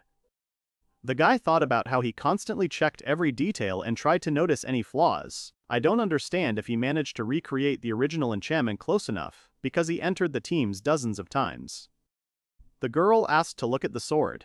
The guy agreed, but warned that it might be hard for her to look at it because of the lack of magical information. Alicia took the sword anyway and tried to read it. The girl felt dizzy, and the guy, not noticing it, asked if everything was okay, to which the girl replied that it was a great job, although she had only been able to catch a glimpse of it. Alicia replied that she felt the emotions that her grandfather had put into the blade, and for her it was as if the blade had come to life and was bursting with new strength. The girl smiled and thanked the guy for returning the sword to the Barnasto house's former power. The protagonist smiled and replied that such words meant a lot to him. The boy answered confidently that he would immediately take the sword to Mr. Gorel. The girl said she was sure her father would jump for joy like a child, but the guy didn't believe it. The young man replied that, in addition to this, the shop was visited by adventurers, and little by little, the products were becoming recognizable. The boy said he wouldn't do that, but the girl said her father could be surprisingly nice. The boy remembered how he had actually seen something like that once. The protagonist said that although he was nervous, now he couldn't wait to see the gentleman's reaction. The girl replied that he should run to him quickly. The Duke was very surprised and asked if he had fixed it so quickly. The young man responded with agreement, saying that he had restored the sword as best he could and asked to take a look. The man agreed and took the sword in his hands. Having pulled the sword out of its sheath, the man did not take his eyes off it. The Duke's look was sad, so the guy did not understand and waited for an answer. Alicia's father began testing the sword in motion and was greatly surprised. The man let go of the sword. Alicia's father tried to read the data on the sword. The man closed his eyes, and the main character realized that it was hard for the Duke. The man asked if the guy was doing well, to which he responded in agreement. Gorel sighed tiredly and answered in agreement that this sword of his father was exactly the same as on that day. The man burst into tears of happiness and added that it was when he first entrusted the sword to him. Gorel, with his eyes closed, kept repeating that this was the same sword. The man added that he never thought he would ever see its former grandeur and power. The Duke lowered his head and told Fake that here was truly an outstanding blacksmith. The boy was embarrassed and thanked his master. The young man bowed, and the man called out to the boy. Gorel recognized the main character as Alicia's fiance. The guy was very surprised by this and asked the man again. The Duke replied that only he was worthy of taking care of his daughter. The guy asked the girl what she thought about this idea, to which she became embarrassed and closed her eyes. The owner of the estate sadly replied that there was no doubt about his skill. The protagonist thought that a lot of time would pass before he heard these words. The young man bowed his head again and thanked the man. but Fake's mood was depressed. The protagonist understood that he was just a fake groom for Alicia. Goral stroked the guy's head and told him not to dare make his daughter sad. The young man agreed with him. The Duke replied that his daughter was very charming and asked the boy if he agreed with that. The protagonist agreed with him, and the man again added that if he dared to follow his unwavering impulse, his head would decorate the palisade. The guy was a little embarrassed, but he understood the man and he said that if it was by mutual consent, then perhaps he would allow it. The young man did not understand how to react to this and only thanked. The main character did not understand what kind of situation this was, because they were talking and not about the sword, and now this is happening. The Duke added that he should not forget his blacksmithing and that his hands should not lose their skill. The boy agreed with him and replied that he would listen to his advice. Goral warned him to keep his ears open, because once people find out that he is the only contender for his daughter's hand, there will be many unpleasant people around him. The guy listened to these words and after the man let him go. The main character left the office and did not understand what to do now. The man fell silent, and the guy, seeing this, asked what happened. The only thing the guy understood was that he first needed to talk to Alicia about the fictitious engagement. Meanwhile, the girl was cleaning the protagonist's materials for making swords. The young man entered his forge, and the girl greeted him. The protagonist asked if she had decided to tidy up a bit, to which she responded in the affirmative. The guy noticed that the girl even swept the floor and thanked her for making the forge so clean. The girl was embarrassed and laughed. Alicia asked the boy what her father said, and the young man replied that he was pleased with the result of the repair. The protagonist added that the Duke was very happy with what he saw. Alicia was delighted and said that it was very good. The girl laughed again and said that she would go to her father a little later because she wanted to see how happy he was. The young man smiled sadly and added that the Duke recognized him. The main character finished the sentence that now he can act as the girl's fiance. Alicia was very surprised by this. The Duke refused, saying that the boy had received a letter and handed him an envelope. The girl asked again if it was true and if he had said exactly that. The young man responded with agreement. Alicia was very happy about this and screamed with joy that they finally managed to do it. The girl added that they were now officially engaged, but the guy interrupted her and called out. The young man began to talk about their false engagement and added that he increasingly thought that it was wrong to continue this deception any longer. The girl dropped the napkin and asked the guy again what he meant. The protagonist recalled his previous conversation with the Duke and replied that Lord Goral sincerely cared about Alicia and he always put her feelings above noble conventions. The young man reminded her of that very essence when the Duke tested him as a blacksmith and a contender for his daughter's hand. The guy replied that he spoke to him as an equal, as an ordinary commoner, and approved of the relationship despite their very different statuses. The young man was very upset and added that this was precisely why he could not bear to lie to the man any longer. The protagonist took the envelope and absent-mindedly asked if it was from Levetra. The boy said that he had to confess everything to the master. Fake added that there was no love in their relationship from the very beginning. The girl was very upset by this and did not know what to answer. The boy had no idea that the words he said would cause him so much pain. The young man realized that he liked Alicia even more than he thought. The girl was upset and began to speak. Alicia bowed to the guy and began to apologize abruptly, trying to justify herself. The girl began to tell him that in fact, at that moment she had been misleading him and she was terribly ashamed. The guy didn't understand what she was talking about and asked her for details. The girl began to explain that on the day she asked him to be her fake fiance, all the words about cover and disguise were lies. Alicia said she should have told him about it earlier, but the main thing was really something else. The man replied that he had also received a letter from him, which spoke of an order from a blacksmith, and that the guy was surprised. The girl admitted that she was in love with Fake.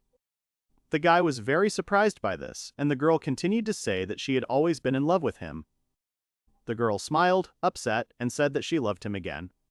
Alicia said that these feelings had troubled her since their very first meeting.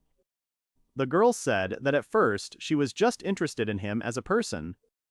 Alicia justified herself by saying that his smile was dazzling like the sun, and he couldn't even imagine how much she longed to see that smile again. The girl said that she fell in love with the way he was obsessed, working in the forge with the dream of becoming the best, and how he softly laughed at her stupidity every moment spent together. The guy continued to listen, and the girl said that she adored every single part of him. The girl closed her eyes and smiled shyly at the main character. The young man was embarrassed by such a frank confession and blushed. The Duke asked if he would accept the letter, to which the young man agreed and added that if it was an order for forging, he would gladly undertake it. The man added that if so, he would write a reply to the letter right away. The main character asked again if this was true, to which he received consent, and the girl again apologized for lying to him all the time. Alicia replied that she had dragged him into all this out of her own selfishness, and bowed her head. The girl said that he was always thinking about how to please his father, and was always kind to her, but despite all this, it was very hard for him, and now she had also thrown unrequited feelings at him. The guy quickly hugged the girl, pressing her to himself. The young man began to ask her again about unrequited feelings and did not understand what she was talking about. The main character admitted that he also loves her with all his heart. I continued to hug the girl and he began to confess to her that he had always loved only her. And she was the only thing that kept him going while working at court. The young man began to explain that her presence and rare visits to the workshop were his only light. The young man was very upset and began to cry, saying that she was his salvation. The main character thanked the man and promised that he would not let him down. Walking to his room, the guy doubted because the order was from Levert. Embarrassed. The guy continued to say that he always thought that she was unattainable for him, even though he was a court blacksmith, but always only a commoner, and she was the daughter of a duke. The guy admitted that he kept telling himself not to fall in love with her and forbade his heart to beat faster, but he still loved her and broke the embrace. The young man replied that he wanted to be there not as a fake groom but as a real one. The guy confessed once again that he loved her and repeated this phrase several times. The girl was embarrassed and asked her to stop saying it. The young man did not understand why she was asking this, and the girl explained that he should not talk about it so often. Alicia admits that she is now making a scary face with happiness. The guy smiled and hugged the girl again. The main character asked the girl if they could start all over again and continued hugging her.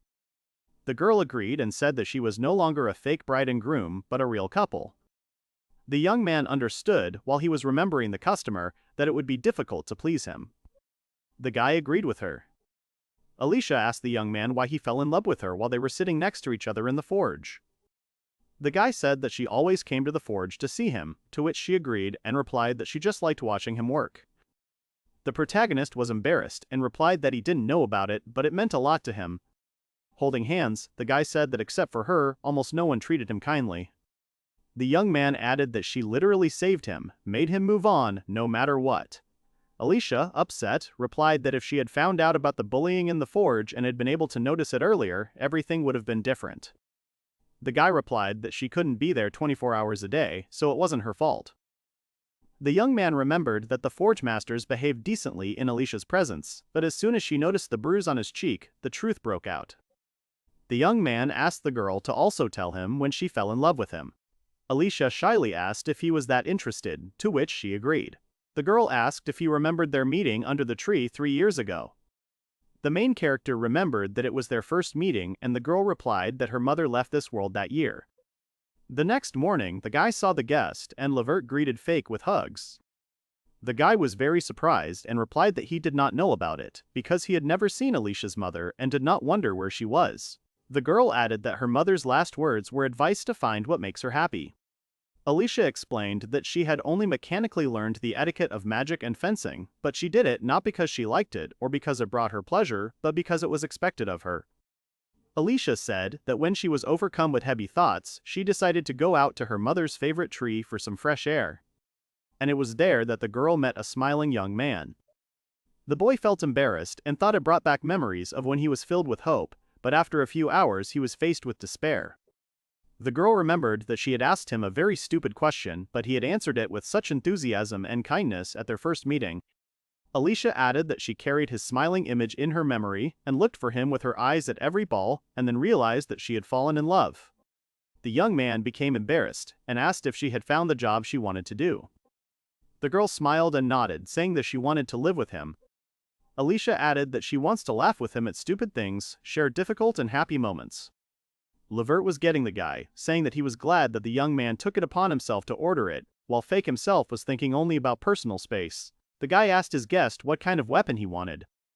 The girl said that she wanted to be there when he became the best blacksmith in the world and see it first. The guy looked at the girl and listened to her while she spoke as if that was all she wanted now. Alicia asked if that sounded strange, to which the guy just smiled. The main character replied that it was not strange and he was incredibly happy that she would stay with him because nothing could be better. At some point, the guy forgot that he had a dream of becoming the best blacksmith in the world, because then he only thought about how to get out of hell. There were days when he seriously thought about whether it was worth holding on to the title of blacksmith at all if it would help him escape. But now the main character knew that he wanted to become the best for the sake of his beloved. The realization did not come immediately or sometime after the main characters finally opened their hearts to each other. The couple stood in the Duke's office, and the man said that Alice had received another invitation to the ball, just like Fike. The Duke added that one of the two letters had reached him, and he had, of course, read it. The man handed over the envelope, and the boy saw that it was from the palace blacksmith shop. Alicia apologized to the boy and told Fake that she was not as good at magic as he was. The customer took a small chest in his hands and opened it with the help of magic, took out a handkerchief and asked the guy to look at it. The protagonist sighed and saw that the sender was Morgan and did not understand what he needed from him after so many years. The protagonist saw the metal and asked with delight if it was the magical iron of the Iria. The man agreed and said that was why he approached him. The young man thought about the magical iron that could be extracted from the bodies of monsters, but not necessarily from strong monsters. It would be possible to extract something of value, because everything depended on luck and the iron could fall out of the carcass of an ordinary goblin. Continuing to think about the fact that adventurers go out hunting day after day hoping for luck precisely because of this, Luecher asked if it was not wonderful to agree to something and asked about the second magical material Varia. The customer replied that he was inferior to the Irea, but for a blacksmith it was still a rare chance to demonstrate his blacksmithing skills on such metal, to which the young man agreed. The protagonist thought that Aria is almost never found on sale, and swords made from it are family heirlooms that are treasured. But the guy's thoughts were interrupted by the customer, who said that this was not all that he had prepared for him. The guy opened the chest, and the main character saw something incredible.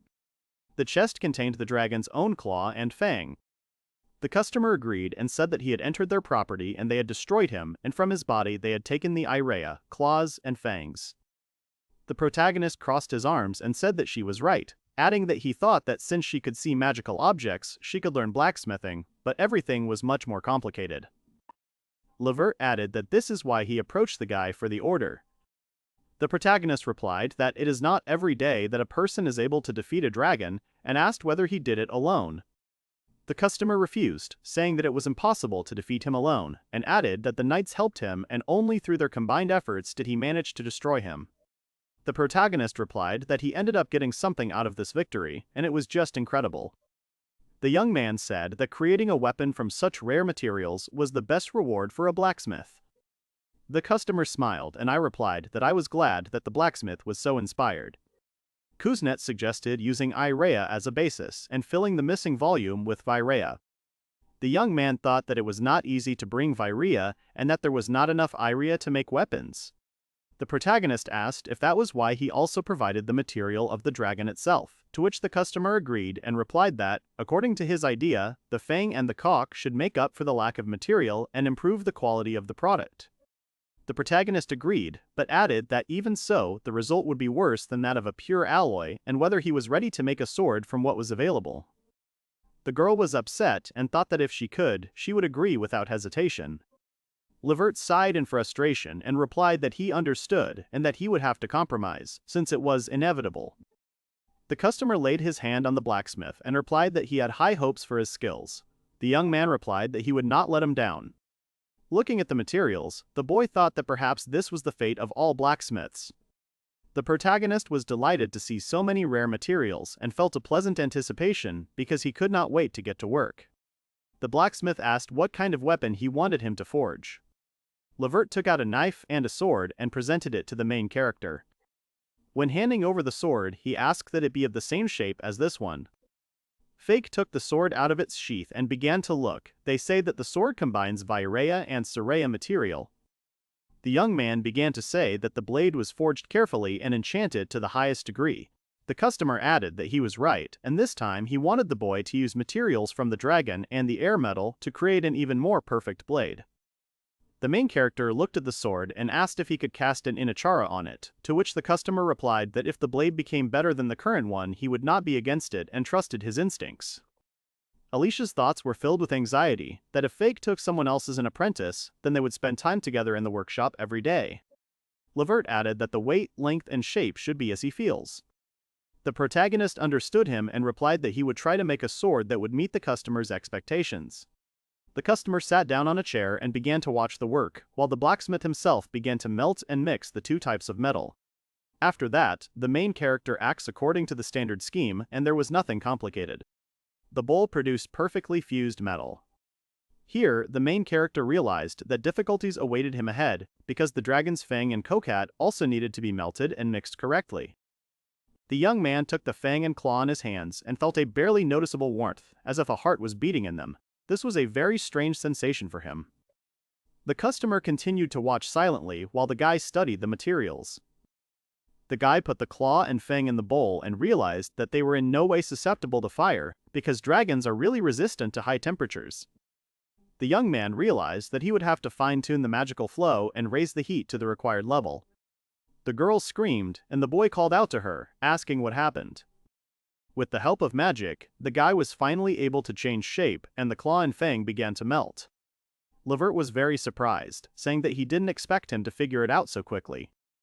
The customer continued to say that he didn't expect anything less from him, because usually blacksmiths don't even take on dragon materials, because only specialists do this, and you are able to adapt to them, and only a true master is capable of such a thing. The guy continued to melt the materials and replied that they were now completely fused. The guy took a bowl of molten metal and wanted to mix it with dragon raw materials. The main character poured the metal and began to mix. The young man exhaled and reported that the synthesis of the magical properties of all materials had been completed successfully. The customer was surprised and replied that it was a great job, to which the guy thanked him and replied that he would now give it shape, but it was still far from finished, and asked if he would continue to watch. The customer agreed. They say that you don't learn from such a master every day, and asked to be present until the very end, because it was an invaluable experience. The guy agreed and nodded and began to continue his work. Alicia began to shake and asked the young man not to take girls as students, to which he replied that he understood her. He began to shape it with a hammer and forged it using a standard algorithm and monitored the magical indicators. Despite the compression of the magical metal and the dragon components, their essences are not yet synchronized and the external integrity is deceptive inside. They have not yet merged into one. While the guy was giving shape to the sword, and thanks to this, he wove the magical streams together. When the alloy becomes whole, he deliberately destroyed its structure in order to create it anew, and only in this way does steel become stronger. The young man continued to forge diligently. The customer also silently watched what was happening while the guy was working. This work took the whole day, and the continuation had to be postponed until the morning. The next morning the customer, who had already spent the night there, stood at the anvil to begin work. The final shaping of the blade had already been completed, but before sharpening it still needed to be tested. The guy unfolded the paper. The letter was from Morgan. The girl noticed the tension on his face. She asked what was written in it. The guy was surprised, not believing what was said, but the man clarified that power and the children's happiness, that's where the balance was needed. When making a choice, both of these spectrums were taken into account. Unable to restrain himself, Morgan lunged at the boy, swinging his arm to strike, wanting to teach him a lesson for such a price. His fist was stopped, blocked by hands. Leffy stood up for Fake while he was in this state. She performed a move in which she put the man's hand behind his back and forced him to lie on the floor, thereby immobilizing him. He swore at the girl to let him go. He was angry that the maid dared to behave like that with him. Leffy was outraged that Morgan wanted to harm her master, and warned the man not to forget about Fake's involvement with the Duke's family. Anyone who wishes to harm the Duke of Barnastel will receive their just deserts. Morgan trembled on the floor, crawling towards the boy who tensed at his approach. Suddenly Morgan howled loudly, begging Fake he wanted to take back his words, said earlier, exposing them as false. He decided to admit honestly that if the blacksmith did not return, he would lose his position at court. The man hoped that the title of court blacksmith would also benefit the boy himself. Alicia answered instead of the groom. They didn't need this title, the guys had already discussed everything with her father and he supported their decision. Therefore, the man could not allow his son to go to a place where he would be unhappy. The young man and the girl froze in bewilderment, not expecting to hear such a thing. Morgan was in tears, but then he heard footsteps above him. Fake repeated once again that he would not return. He was also grateful for all their past years together. The former boss grabbed the young man's leg to keep him from leaving and continued to beg. He was even ready to fulfill any request, but the young man irritably asked to let him go. The man was grabbed by the arm. Leffy did not want him to touch the master with his hands. The girl threatened him that if he disobeyed Fake again, she would be forced to report his behavior. Morgan began to sob even harder and more sadly. Morgan left the room. Fake watched him silently, and his bride smiled. Finally, the guy was able to breathe a sigh of relief. At the same moment, the girl hugged him, supporting his steadfastness. She was pleased with how well he held himself in front of his former boss. He thanked her in return. The young man embraced his bride and told her about his feelings. At the moment Morgan appeared, his whole body was shaking with fear, remembering those monstrous days in the forge at the court. Fake could not escape from this place alone. Everything happened thanks to Alicia. The girl blushed. A smile appeared on her face, closing her eyes. She was surprised. Could it be that her father had started to consider Fake his son? The man tried to justify himself so that he could not be suddenly misunderstood. The girl believed that the hero himself had done a lot. The young man understood one thing clearly. He had no intention of returning to the palace, knowing the difficulties that lay ahead, but together with Alicia they would be able to overcome them. On the city street, Fake and his bride were trading. The girl was counting the results, because in one day they sold everything and earned 800,000 crowns. Lately, sales have not grown much, and at the moment this was their limit. The guy figured in his mind, considering the quality of the work efficiency and the magic iron, it would not be possible to raise the price. If they wanted to increase sales, then it was necessary to use high-quality materials in the work. It remained to figure out where to get them. The guy wanted to turn to Rig for advice, but he doubted whether there was any point in doing so in the current situation. The current revenue was 830,000 crowns. The Duke also noticed that sales were not growing. The young man apologized for this, but he had no need to do so. The man opened the drawer and placed the sheets of paper with the articles on the table, asking Fake to look at them. After examining the contents, the boy asked what it was. His father explained that the building was originally built as a forge, and all the basic tools were already in place. Now the premises were up for sale, and so the Duke was interested in Fake's opinion on the matter, but the young man did not understand the hints. That's why Goral directly offered him to open his own workshop. This could increase his recognition and also simplify sales. The hero began to get nervous, thinking about his own workshop. The fact that Alicia was not yet married was entirely due to Lord Goral, because with her beauty and status, she could have been engaged long ago. He really did put the girl's happiness first. He tried to justify the need to learn noble manners and other obligations. His father interrupted him, asking conspiratorially if the boy's dream wasn't to become the greatest blacksmith in the world. Alicia told this to her father, but the Duke decided that the guy might have already changed his mind and abandoned this goal. Fake hastened to assure his father that he was mistaken. His dream remained the same, but other more important things had appeared. Goral became interested in what exactly? The young man blushed with embarrassment and, embarrassed, said that he wanted to become a worthy husband for Alicia. To tell the truth, he decided that the girl was too good for him, because she was noble, kind, and beautiful. To stand next to her, the guy wanted to study.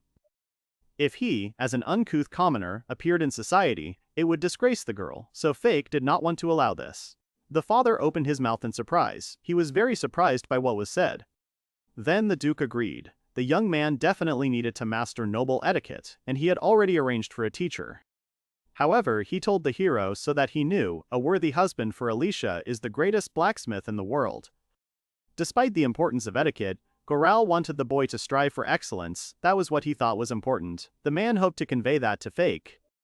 The words had an inspirational effect on the young man. He enthusiastically agreed, which pleased the Duke.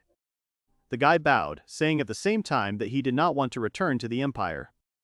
In this case, the father offered the blacksmith to take the chest in which there was money. The young man felt ashamed. He hastened to justify himself that he could not accept it, but the master insisted that he open it and look inside.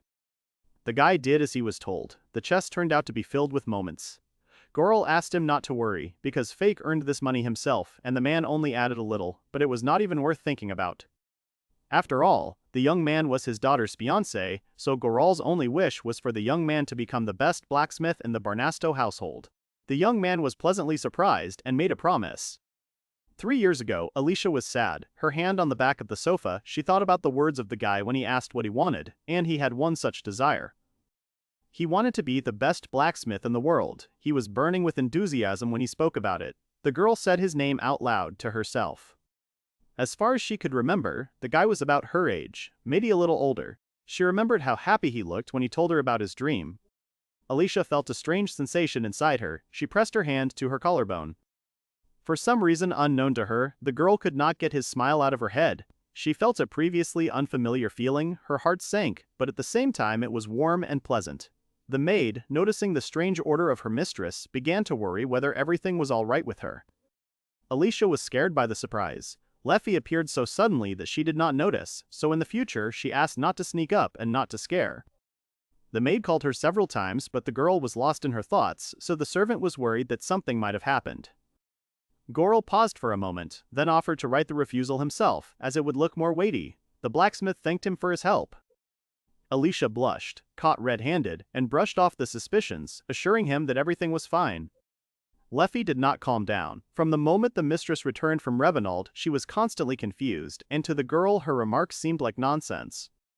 The maid decided to go to the last. She hinted in no uncertain terms that she might have met someone in the city. The aristocrat got worried. Suddenly someone saw them, but it seems she did not notice anything like that.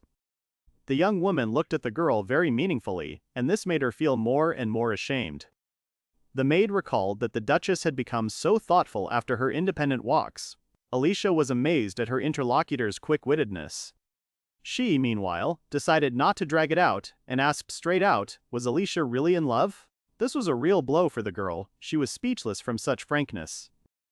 The young lady denied everything, but the maid's keen eye did not miss her flushed cheeks. It was all quite clear at first glance. Still, Leffy had been taking care of her mistress since she was born, so she noticed any changes in her. Trembling all over from embarrassment, the girl nevertheless decided to tell, not that she had fallen in love. The maid asked her leading questions to help her figure it out, asking if she was constantly thinking about the young man. Alicia herself did not know what she felt for him. He still believed that the guy, in the Empire, was treated as expendable material. Alicia interrupted her father. The man asked her what she wanted. In the end, the aristocrat agreed that she really did think about that guy all the time, but it was difficult to understand whether it was love or not, because she had never been hurt and had never felt anything like that. They met only once and talked a little. Could it have happened so suddenly? Leffy was delighted. Apparently it was love at first sight. The girl was surprised by such a formulation. Her face was still flushed. The maid tried to find out what feelings Alicia experienced when she thought about the young man. She answered uncertainly, thinking that she liked him. But when the young lady remembered their conversation, her heart felt warm. His smile was so sincere, so inspiring. After her mother's death, all of Alicia's days became empty and gray. But when she met the young man, it was as if a piece of the world had been returned to her. Leffy felt sad from her story. However, Alicia believed that all this did not mean that she was in love. The maid supported the girl. No matter what, these wonderful feelings were very important. She was sincerely glad that such a person appeared in the lady's life. The servant also advised to give the feelings a chance if he was really dear to her. Perhaps this guy with a kick would be the one who would support her, walk next to her, and love her with all his heart. The girl decided to deliver the letter with the blacksmith. She needed to go to the ball, so there was an opportunity to deliver it personally. Alicia asked her interlocutor if she had ever fallen in love herself, the girl thought before answering. It turned out that Leffy had never experienced this before. She decided to tell the truth. The mistress was surprised, because the maid was older than her. The girl clarified that she simply had not met a suitable partner. Alicia, there were almost no men in their house, and Leffy especially, devoted herself entirely to caring for her and this house. She simply had no time for a personal life and romance. The servant laughed. It was enough for her that her master was happy, then she felt the same, so they just wanted to continue to observe their feelings. She suggested that on the next visit to Revenald, they talk to the young man, thereby checking whether this feeling was real. The girl liked the idea of the next meeting. She decided to really talk to him and thanked Leffy for his support. The maid promised to wait for good news from her. Some time passed and Alicia was invited back to Revenold where Fake lived. In her normal state, the girl couldn't stand balls, and went there every time with reluctance. However, now her soul felt light, because she would be able to see the young man again after a long separation. Father didn't understand why she needed all this extra trouble, especially since she didn't like going to such events. The question of why she needed it was brewing again. Morgan met the girl and greeted her. She remembered that it was the blacksmith from the workshop, and because of family matters, they had exchanged formal greetings several times. But this man was one of those she did not want to see at all. The man kindly asked why she had come to the palace, and the lady told him about the blacksmith Fake who had begun serving at court. Morgan was perplexed when he heard this name. He was worried that this guy might have done something wrong, so he immediately apologized to Lady Alicia for the trouble he had caused. The girl reassured him that the young man had done nothing wrong. Since he was new to the shop, she wanted to greet the young man. Morgan realized what was going on. Fake was working in the workshop, so he volunteered to accompany the lady there. Upon arrival, a distinctive knock was heard. Before opening the door, the man shouted that he was going to come in. The young man was working on a sword when guests entered the room. He immediately asked the boss how he could help, but suddenly he saw a girl next to him. Their eyes met. He called her by name, and the aristocrat was surprised that he remembered her name. The man noticed something odd. She wanted to greet the new face in their shop, but it seemed they had met before. His question was answered by clarifying that only once. Alicia pretended to remember the young man's name, although she knew it by heart. The guy was happy. He was flattered that a girl like her remembered him. Suddenly, awkwardness appeared between them. Alicia received invitations only because everyone thought she was free, and now there was an opportunity to show the whole world her fiance. The chief watched them silently, and suddenly the lady turned to him, thanking him for accompanying her and let him go on with his official duties. She wanted to chat with Sir Fake for a while and then leave. Morgan agreed to do as she wanted, but he looked at the guy with an unkind look that made him feel uneasy. Before leaving, the man put his hand on the hero's shoulder, pretending to give advice on how to behave. However, in reality, he pressed hard with his fingers in the place where he held, at that moment shaking with anger. The girl found this strange. Alicia was very nervous, so Fake addressed her by her last name. She felt uneasy about such formality, because at their first meeting she had introduced herself by name. The girl plucked up her courage and asked the guy to drop the formalities, but he did not understand her request. She said that he could call her Alicia. The young man was very surprised how he could call her by her name if he was not an aristocrat. The girl apologized. She didn't think that he might be embarrassed by this, and the young man thought that this was not the case. He was just an ordinary commoner. She confessed to him there weren't many people her age in the palace, so she would like to communicate with him from time to time, maybe even become friends if the young man wouldn't mind. The girl herself was surprised by what she was saying. The young man did not know what to say. The girl was worried that he might refuse. However, Fake agreed. Calling her by name, he was only glad of such an opportunity. Alicia was genuinely surprised by the sudden consent. She apologized in case her request seemed selfish, although there was nothing wrong with it. The girl again clarified whether he wanted to be friends with her. The letter stated that the guild was currently in decline, so providing the knights with quality weapons was becoming difficult. Each blacksmith worked without rest. Her words caused a blush to appear on the young man's face. The father thought about his daughter's words, then turned to Fike and asked if he agreed to this. The guy was happy, of course. He wanted to communicate. The aristocrat thanked him for it. In that case, Alicia asked if the young man would return if, from now on, she would visit him. Fake agreed with a smile and invited her to come at any time. The girl timidly wished him good luck in his work as he said goodbye. They waved goodbye to each other as they left, Alicia becoming even more convinced of her desire to get closer to Fake. After this, arriving at any ball, she immediately ran to the forge, to the young man. At first, their communication was awkward, but gradually, the nervousness dissolved. She always enjoyed being with the young man, and time flew by very quickly in those moments. The girl wanted their meetings to last forever, her feelings to grow stronger with each new conversation.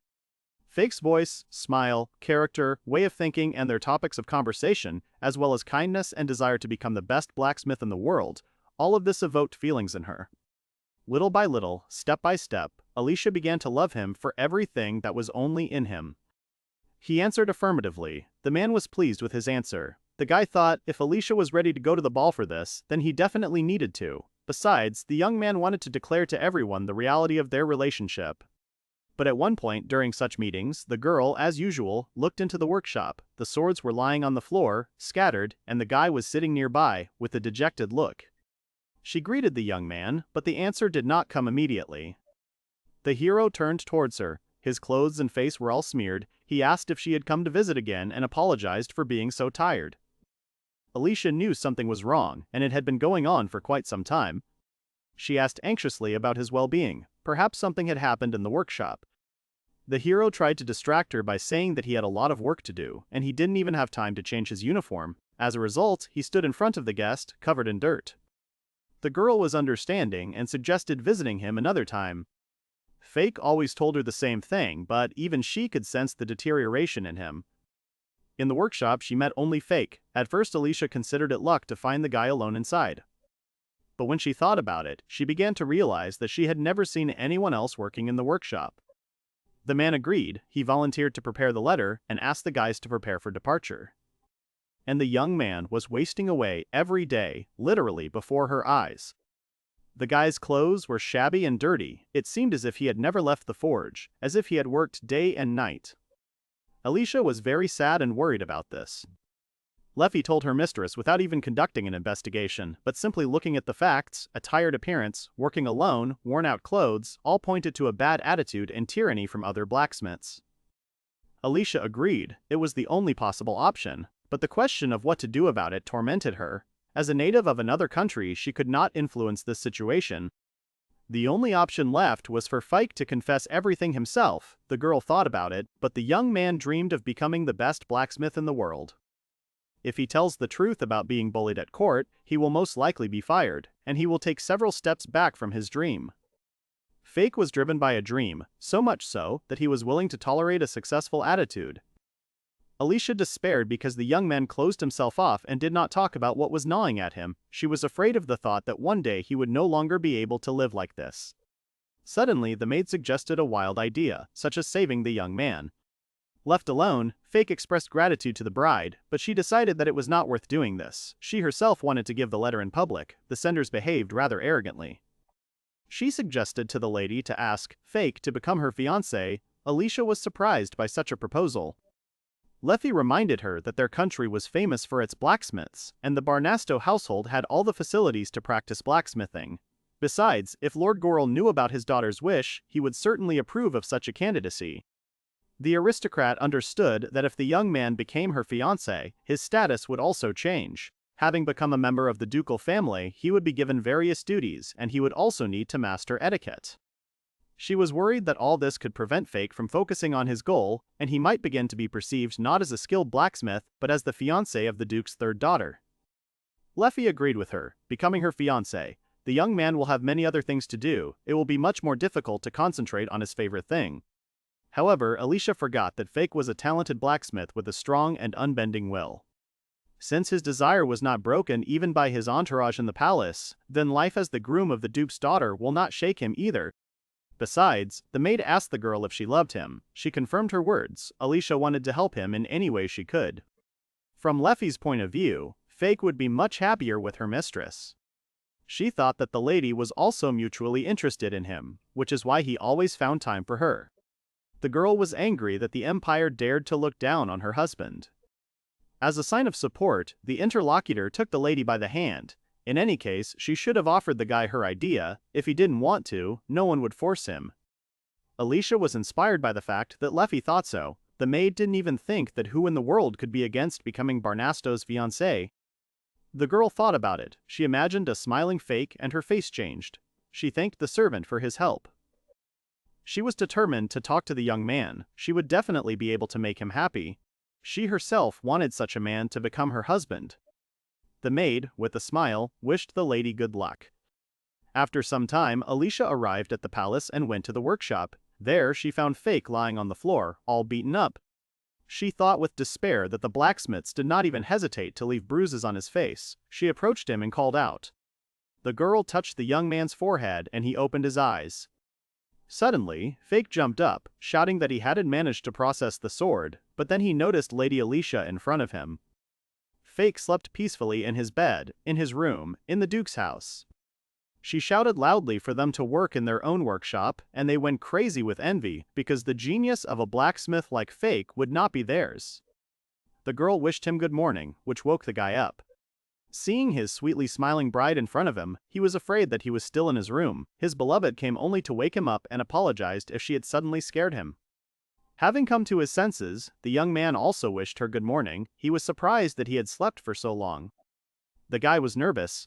Even though they were officially considered bride and groom, they did not spend the night in the same bedroom. The girl apologized for not waking him up right away because he was sleeping so sweetly. The guy brushed it off. Everything was fine. He was grateful that she came, but he was also interested in what time it was. Alicia said it was only 7 in the morning, but her father wanted to see the hero. She suggested going to him together.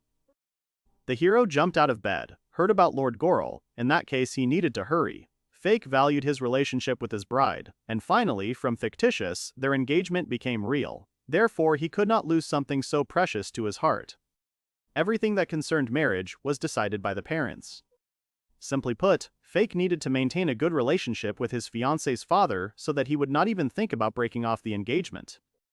Alicia stopped the young man. All his hair was disheveled. She wanted to help fix it. Alicia placed her hands on the groom's stomach and assured them that if they found out that the young man had become a member of the Barnasto house, those people would be covered with shame. The young man went to the mirror. His hair really wasn't in the best shape. He needed to fix this mess on his head as soon as possible. He began to fantasize about what the Duke would think of him and did not want to give his daughter to such a slob. The girl called out to the groom and offered her help, and then invited him to sit on a chair, having prepared a comb and water. She combed and styled his hair with tenderness and care. Fake couldn't help himself and asked the bride to forgive him for the trouble he had caused. For Alicia, this sounded like nonsense, as one of her duties as a future wife was to help maintain her husband's appearance. The guy asked her if she really thought so, and was delighted, blushing. The bride poked him in the cheek with her finger, laughing at his flushed face. The hero made exactly the same movement and noticed that her cheeks were also bright red. Alicia became embarrassed and tried to justify herself. Fake pointed to her ears. They also turned red. Was his future wife really that embarrassed? Also, her cheeks were so soft. Alicia looked offended and threatened that if he didn't stop teasing her, she wouldn't help him comb his hair anymore. The boy joked that it was too harsh a punishment. The young man was glad that his bride had done so much for him, and if it weren't for her, he wouldn't have been able to stand next to her at that moment. He confessed to her that no one had ever helped him put his hair in order before since the morning. This made the young man feel unaccustomed, and the girl was surprised because servants always helped her with her hair and makeup. This was the norm among nobles, and the young man decided that he should also start asking servants for help. Alicia puffed out her cheeks. She didn't agree to this. She wanted to help with the styling herself. Fake was surprised and asked if she was sure she wanted to do this every day, since such work was quite tiring. She began to scold the groom. He was so narrow-minded. How could he not understand her true intentions? The girl admitted that she loved the young man very much, so she wanted to help him in everything she could. And to see him sleepy in the morning, with a slight mess on his head, is the best reward for her. Alicia suddenly realized that the guy was against it. She was only thinking about herself, but perhaps Fake didn't like it very much. The hero was so embarrassed that he blushed even more, but then he was able to squeeze out that he really liked her care. The bride, hugging his knees, happily announced that that was what had been decided. The hero panicked. If she came to him every morning, his heart would not withstand such care. Alicia was embarrassed by his words. In her opinion, they were not true, because he himself also helped her a lot. Until recently, the boy could not even imagine that they would become husband and wife. All these moments felt like a dream to him. But he still couldn't relax. They remained a groom and a bride. The young man had to work harder to become the best blacksmith in the world and a worthy husband for Alicia. The girl finished doing her hair, and seeing the result, the guy called her for her excellent work. She reminded him that he had dried his hair with wind magic since it was still wet.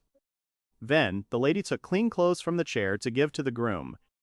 The girl was happy, but then the guy asked her to wait outside the door while he changed. Alicia was immediately taken aback. All the pleasure disappeared from her face from his request. She ran out of the room, slamming the door in shame, apologizing for such an absurdity. The young man wondered if every morning would be like this for him now. The boys entered the hall where the Duke was waiting for them. The young man wished them a good day and apologized for being late. The father asked the reason for their delay. Leffy appeared from behind the door and treacherously told about their morning flirtation with each other. The couple looked in her direction in bewilderment, but the girl had already disappeared from sight. Goro was surprised and apologized for making the guys come early in the morning, but suddenly it dawned on him. It turned out that the girl's dream of happiness is to walk next to Fake. The Lord thought fearfully about another meaning of flirting. He looked fearfully at Fake, because the latter had promised him not to do stupid things. They quickly calmed him down, clarifying that he had misunderstood everything. Alicia only helped the young man comb his hair after waking up, that was all. The father calmed down, but in any case he called him quite early because he had business to do during the day, so he wanted to talk to him before leaving. He asked Faika if he still wanted to get an aristocratic education. The hero enthusiastically confirmed his wish, especially since all the affairs in the palace had been settled at that ball. That day, the young man completely disgraced himself. Greetings, elementary manners, even dancing, everything turned out simply disgusting. There was nothing to do. He had always lived as a commoner, far from the palace, but it was no longer possible. He needed to master the basics. Goro saw no need to hurry. The young man was not often in public, and the workload on him would immediately increase. The hero did not agree with him. He could not disgrace either Alicia or the Lord himself. In that case, the father decided to entrust this matter to Alicia and Leffy. They are quite competent, and it will be easier for Fake himself to study with close people in his free time. Alicia was happy. Now they would be able to spend time together and study. The young man sighed, speaking his phrase into the air so that his comrade would return as soon as possible. The man looked up from the paper and looked at the boy. The guy could only utter something unintelligible, but he thought about how when it was revealed, Alicia began to talk more often about her feelings. Fake didn't have anything against it either. He thanked his father-in-law. His father instructed him not to overdo it and not to forget his main duty, a blacksmith. The young man again agreed with him. Then it was time to talk about more important issues. Lore showed a small book in his hand. He handed it over to Fake. The conversation was about buying his store. It was time to choose a place to live. The man has prepared several options from which you can choose any one. The young man remembered that they had not yet decided when and where to open the workshop. There were many different options. Fake and Alicia looked at them carefully. One of the proposed buildings caught the guy's attention. This store turned out to be insanely cheap. The Lord's face took on a strange expression when the guys turned their attention to this house. The girl also decided so. The price was 3 times lower than the others, and it was located on the Street of Adventurers. There was not just a store, but a whole forge to boot, plus a living space right there. She completely agreed with him, and the next moment, she clung to him with hugs. Fake hugged her back. Unexpectedly, the girl confessed her love to him. The other facilities also had forges, but they were either cramped, or the equipment was lame, or the location was unfortunate. They all paled in comparison to this store. He is the most ideal option of all possible, the father clarified whether the young man had chosen him. The Duke came to his senses. Goro, of course, added it to the list, but would not recommend this option. Alicia asked her father why he had this particular opinion. The conditions were really good, but the price was questionable. There was clearly a catch. Namely, a ghost lived there. Goro said this in all seriousness. The hero was perplexed and asked his father-in-law what he meant. The girl shook with fear when she heard about the ghost, and the guy was even more surprised at what the man was talking about. If he had talked about monsters, one might have thought about it to believe it, but ghosts don't exist. The previous owner, and the one before him, quickly abandoned the property, precisely because of the ghost that appeared there. But at these words, the young man fell into a stupor. It was unusual for him to hear something like this, and he did not know how to react to it. According to rumors, a blacksmith had once died there. The young man did not particularly believe in such fairy tales. The spirit of the deceased wandered around the workshop, which is why the Duke was against this option. Alicia was angry and scared. She scolded her father for even offering them this horrible place. Goro justified himself by saying that there was really good equipment there. He decided to show it for the sake of completeness. Fake admitted honestly, because he didn't really believe in ghosts and other mysticism, it didn't bother him at all. The bride, on the contrary, was embarrassed, and very much so. She was on the verge of hysteria. However, this was still the best option, and the rumors could have been just fiction. The guy still wondered why the previous owners had refused the store. There was also a possibility of a simple coincidence. Not choosing this option just because of the stupid gossip about ghosts is a real waste, especially considering its location, although it was on the outskirts of the Street of Adventurers, but for business, an ideal place. If you open a workshop there, a lot of potential clients will pass by. Fake had to become the best blacksmith in the world, and also be worthy of the title of Alicia's husband. Although he didn't yet know what would make him the greatest, but certainly not the title of the owner of an unprofitable shop. To implement his plans, the young man needed a location, and this point was ideal. But looking at his family, the young man saw that these two were scared, so there was no point in pressuring them. He suggested that they just look at the store before making a decision. Their eyes met, but despite the fact that the girl was nervous, she felt very happy. The Lord asked if Fake was sure he wasn't afraid. But the young man stood his ground. If it was a ghostly type of monster, it would be a different matter, but it was an ordinary ghost, so there shouldn't be any problems. Ghost monsters and ghosts are two different things. In other words, demons can be defeated, but ghosts cannot. Rumors about ghosts sometimes appeared, but they were all dubious, and Fake did not really understand it. Goral gave his consent to choose any option he liked. He agreed in advance and took the keys. Taking the bundle, the hero thanked his father, and at that point, the conversation came to an end. It was time for the man to go about his business. The guy was happy. Now he had a plan for the day. He suggested that his bride go browsing the shops, but this time in person. The girl hesitated. The young man decided that she did not want to, but Alicia was worried about the house in which the ghost lived. He confirmed that they needed to see it too. He was surprised that the bride was so afraid. He thought to himself that she was a cutie. Then the hero suggested going alone, but Alicia didn't want to let him go. Even despite her fear, she was also going to go. Since they would be running the store together, even though they were not yet officially married, she had to be steadfast and strong as the future wife of a blacksmith. The hero looked at her kindly, then called her to go on the journey and also asked her not to worry, because he would be there.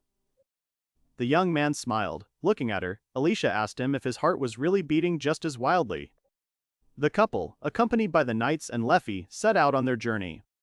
The townspeople looked at the procession with curiosity, recognizing Lady Alicia and her fiance. The girl held herself quite confidently, and Fake looked awkward. He was called that blacksmith everyone was talking about, and he was quite young.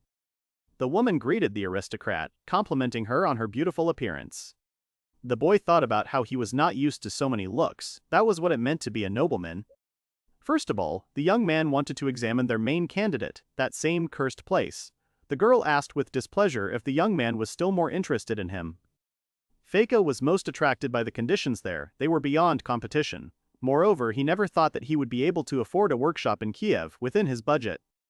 Besides, Alicia herself was delighted with the place until she heard about the ghost. All they needed was to make sure the store was safe, and then the girl would feel better. She didn't have much to grow up with. The lady asked the maid what she thought about the veracity of that ghost. She didn't believe in them either. Bad rumors were going around about that place. Rumors of ghosts are one thing, but it was also said that the residents of this house lost their minds and the sound of metal could be heard at night. Pre-prepared food disappeared, and many other strange things were said among the people. Probably some of the rumors are fiction. The guy decided to joke back. If he became even happier, he simply risked tearing himself to pieces. Alicia burst out laughing. She was amused by the groom's words. The maid thought that until they knew for sure whether these were rumors or not, it would be better not to risk themselves and buy the premises. Fake listened to her words. He wondered if it was really as scary as everyone said. They arrived at the place. There was a rather large structure in front of them. It looked much more impressive than in the drawings. Alicia thought it was sinister. The shop was a bit shabby but quite ordinary. This shabby appearance gave it the charm of an old workshop. The girl was shaking with fear. She couldn't even look at him, so they offered her to stay and wait outside. Alicia clung to the young man, asking if he would protect her. She would endure it. Leffy laughed at their behavior. The knights themselves decided to stay outside, but in case of danger, they must be called immediately. The guys went inside. The room was dark and strange sounds were heard. Fake and Alicia were scared out of their wits when the creaking began to get louder and footsteps could be clearly heard. Someone was coming down the stairs. He called Alicia, then the person showed himself completely and saw the young man. They also recognized him. It was Rig. Fake looked at her with loving eyes, thinking that before he could live alone, looking at other lovers. An unexpected acquaintance was surprised that the one who wanted to buy the building turned out to be Fake. Now everything became clear to him. The name seemed familiar to him even then, but since the address was from the Barnasto house, he could not have expected it. The buyer was Mr. Fake. The young man was surprised that he was addressed in such a respectful manner. He did not think that someone would change the style of addressing him. Apparently it happened because of the difference in positions. Such was the formation of an aristocrat.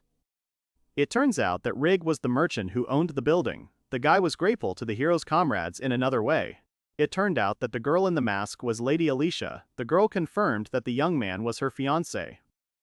An acquaintance recalled their conversation with the hero. When they were agreeing on the price, tension and excitement were reflected on his face. The next moment, he took off his hat and bowed his head, asking for forgiveness. The guy did not know about their relationship and behaved rudely. Fake asked him to raise his head. The girl added that they were the ones hiding their statuses, and if Rig still hadn't guessed anything, for her it meant complete success.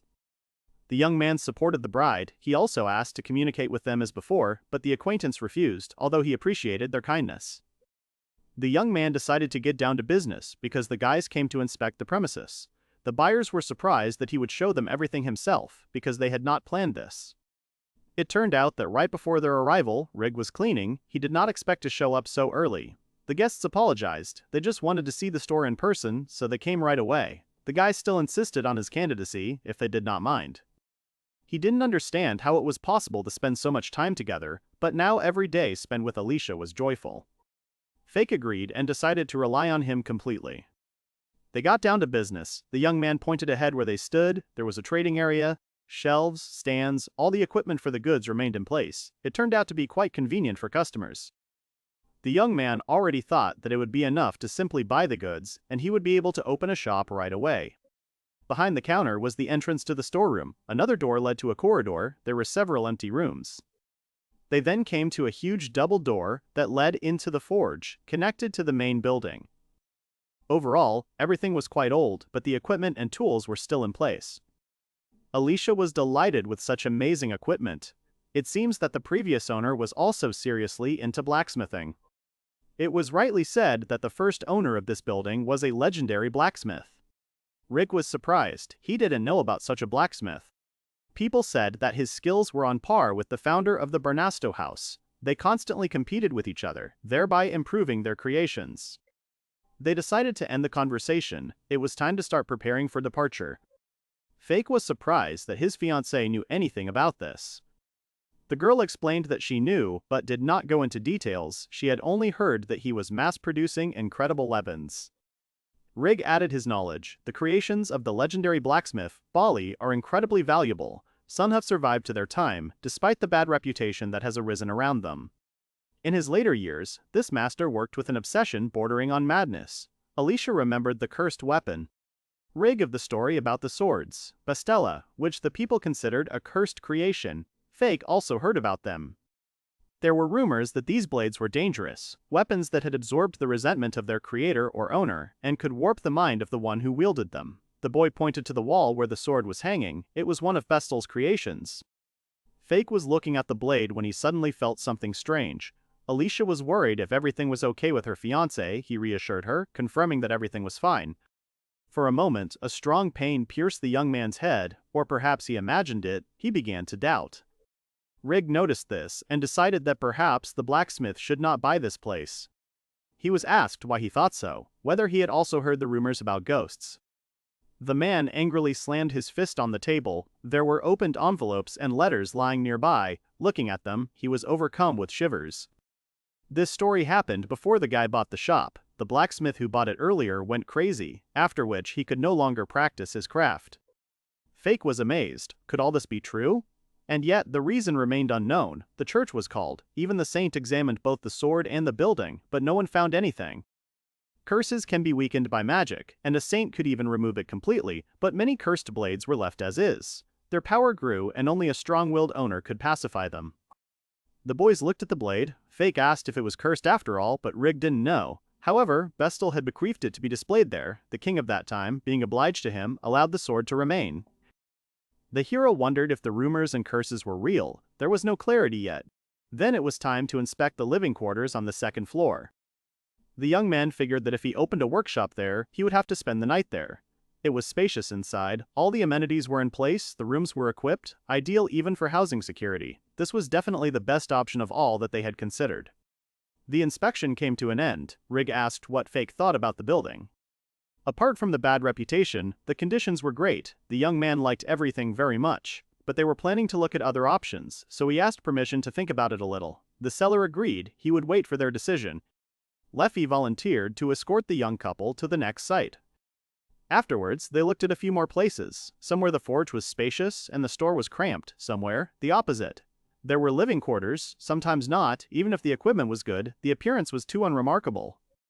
The letter he received asked him to pass on a message to Fake if he was still working at the estate, and if he was fired, they apologized for the inconvenience. He was going crazy with anticipation, not understanding why the answer never came. Did they really dare to mock him? Vestal's workshop, all the others seemed like compromises and did not inspire enthusiasm, and the prices were too high. You need a combination of conditions and price. It was only in that place, and all because of its specialness. The most depressing thing was the location. All the other points were located far from the street of adventurers. It will be difficult to attract customers. But if Fake was a famous master, this would not be a problem. But for a blacksmith with no name, like him, it could become a stumbling block. Returning back, the maid asked the young man whether Vestal's workshop remained the favorite.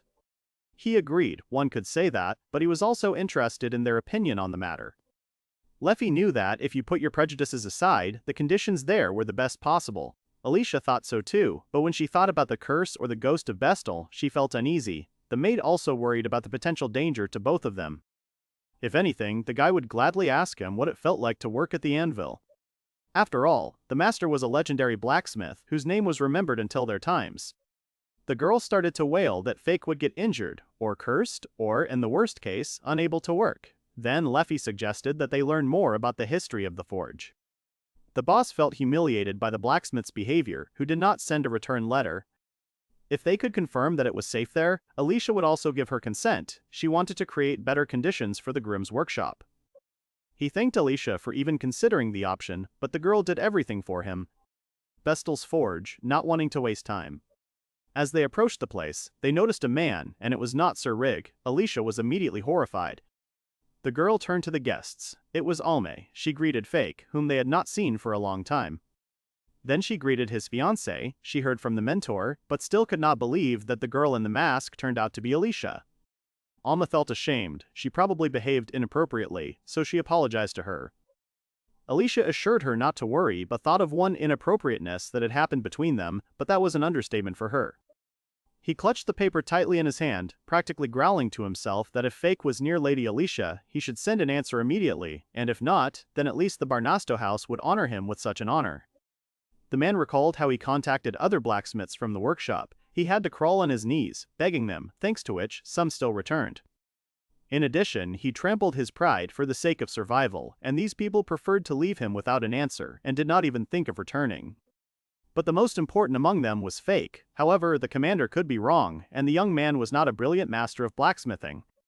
Clutching his face with his hands, the man remembered that he had something to tell, and it would probably improve his situation a little. In his memories, the son called his father to get his help. Without his support, the boy would be finished. He hoped that he would not abandon him to his fate. Expectations were not met. The father would not help. Since the knight commander decided to get rid of his son, he automatically ceased to be a member of their house. He was already placed with the help of connections, and he repaid by being expelled from the guard. He let the family down, so the status of the house became comparable to that of a yard dog. The son should have been happy that he was simply thrown out without being asked to pay. The young man understood everything, but he thought that if he were useless, he would be thrown out. Naturally, that is exactly what was indicated in the message. Morgan still tried to persuade his father to give him a chance, bursting into tears, but the sentence was harsh. The father expelled his son from the family. Thus, the boy lost his home, his family, and was forced to huddle in his current location. The office followed the same path, and the subjects fled. Who? Where? He was pulled out of his thoughts by the sound of voices discussing the nailed-down Lady Alicia with her fiance, who was apparently Fake. The man refused to believe it. How could this be? At that moment, a carriage drove up. Footsteps were heard throughout the area. The couple got out of the carriage. They looked at the palace with a smile. The guy thought how long it had been since he had been there. The ball will be held in the royal castle. Many nobles from other countries have arrived there, and servants are scurrying about in different directions.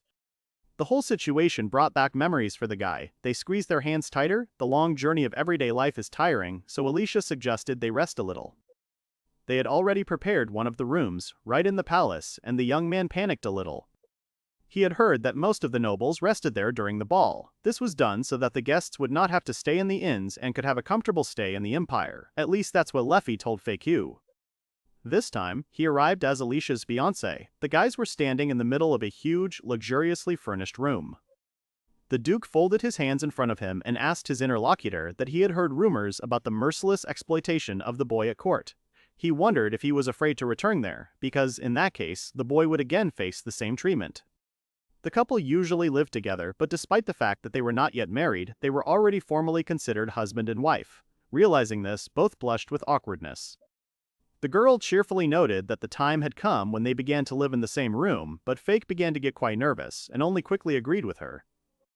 He remembered the stern face of Mr. Gorel when he warned the young man not to do anything stupid, otherwise he could regret it.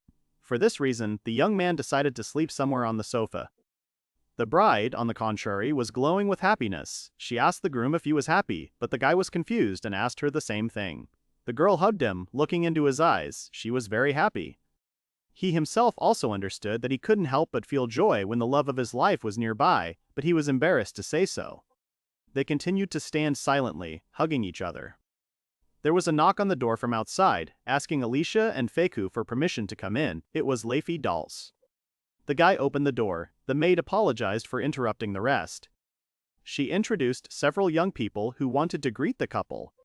Fake quickly turned to Alicia. The girl gave her consent. The guy lowered his head and sadly clarified that, most likely, that's exactly how it would be. He sheepishly asked if he should have gone with her, but the bride decided that the guy didn't want that. But the young man refuted her concerns. Now, as her husband, it was his direct responsibility to accompany her. Then began the endless greetings, with aristocrats constantly arriving, their mouths open in amazement. Their faces were distorted for a moment in shock. Apparently rumors of the engagement had reached them too. Some recognized Fake, as he worked as a blacksmith in the empire. Their cheeks twitched, trying to maintain a friendly mask. Judging by the looks on everyone's faces, it was obvious that no one expected to see a commoner as Alicia's chosen one. They were quickly approaching. The man opened the door, apologizing to the girl. And at that very moment, the one who entered froze in mid-sentence. Just like Fake, they stared at each other in shock. The boy looked at the man in horror as he tried to understand what was going on and how Fake got there. The boy's heart began to beat wildly. He put his hand on his left side. The girl looked at him with alarm. He was asked a direct question. Does he plan to return? If he thinks about the welfare of the house, then the title of the court blacksmith of the Revenald Empire is quite a worthy role. The guy silently looked at the man, listening to his speech.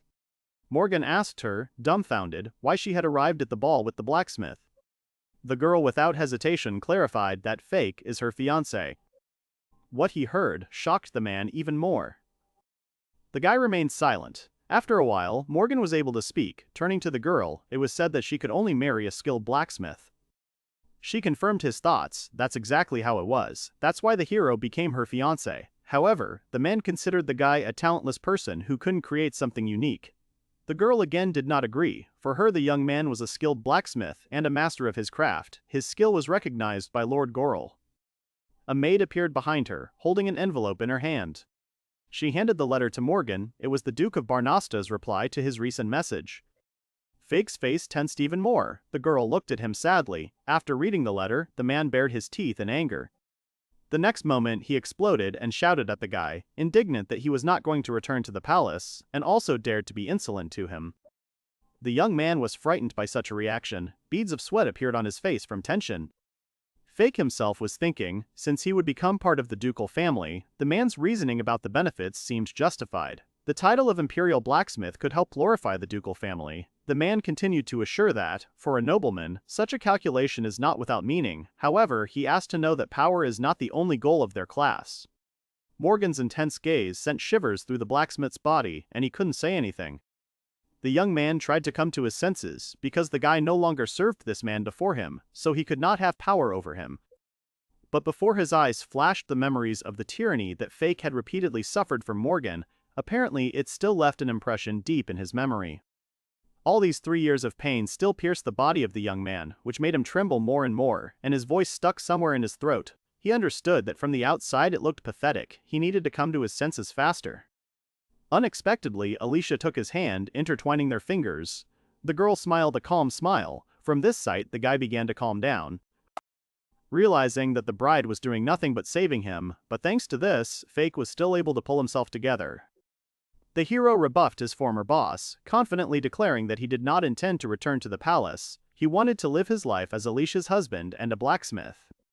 Morgan was taken aback by this statement at first, but then he was overcome with rage again, and he clenched his jaw even tighter. The girl did not remain silent and also intervened. She did not know the reason for such a strong desire to return Fake, but as his fiance, she did not want to let him go to a place where injustice and bullying reigned. The man was literally shaking from overwhelming negative emotions. He believed that he had done so much for this young man.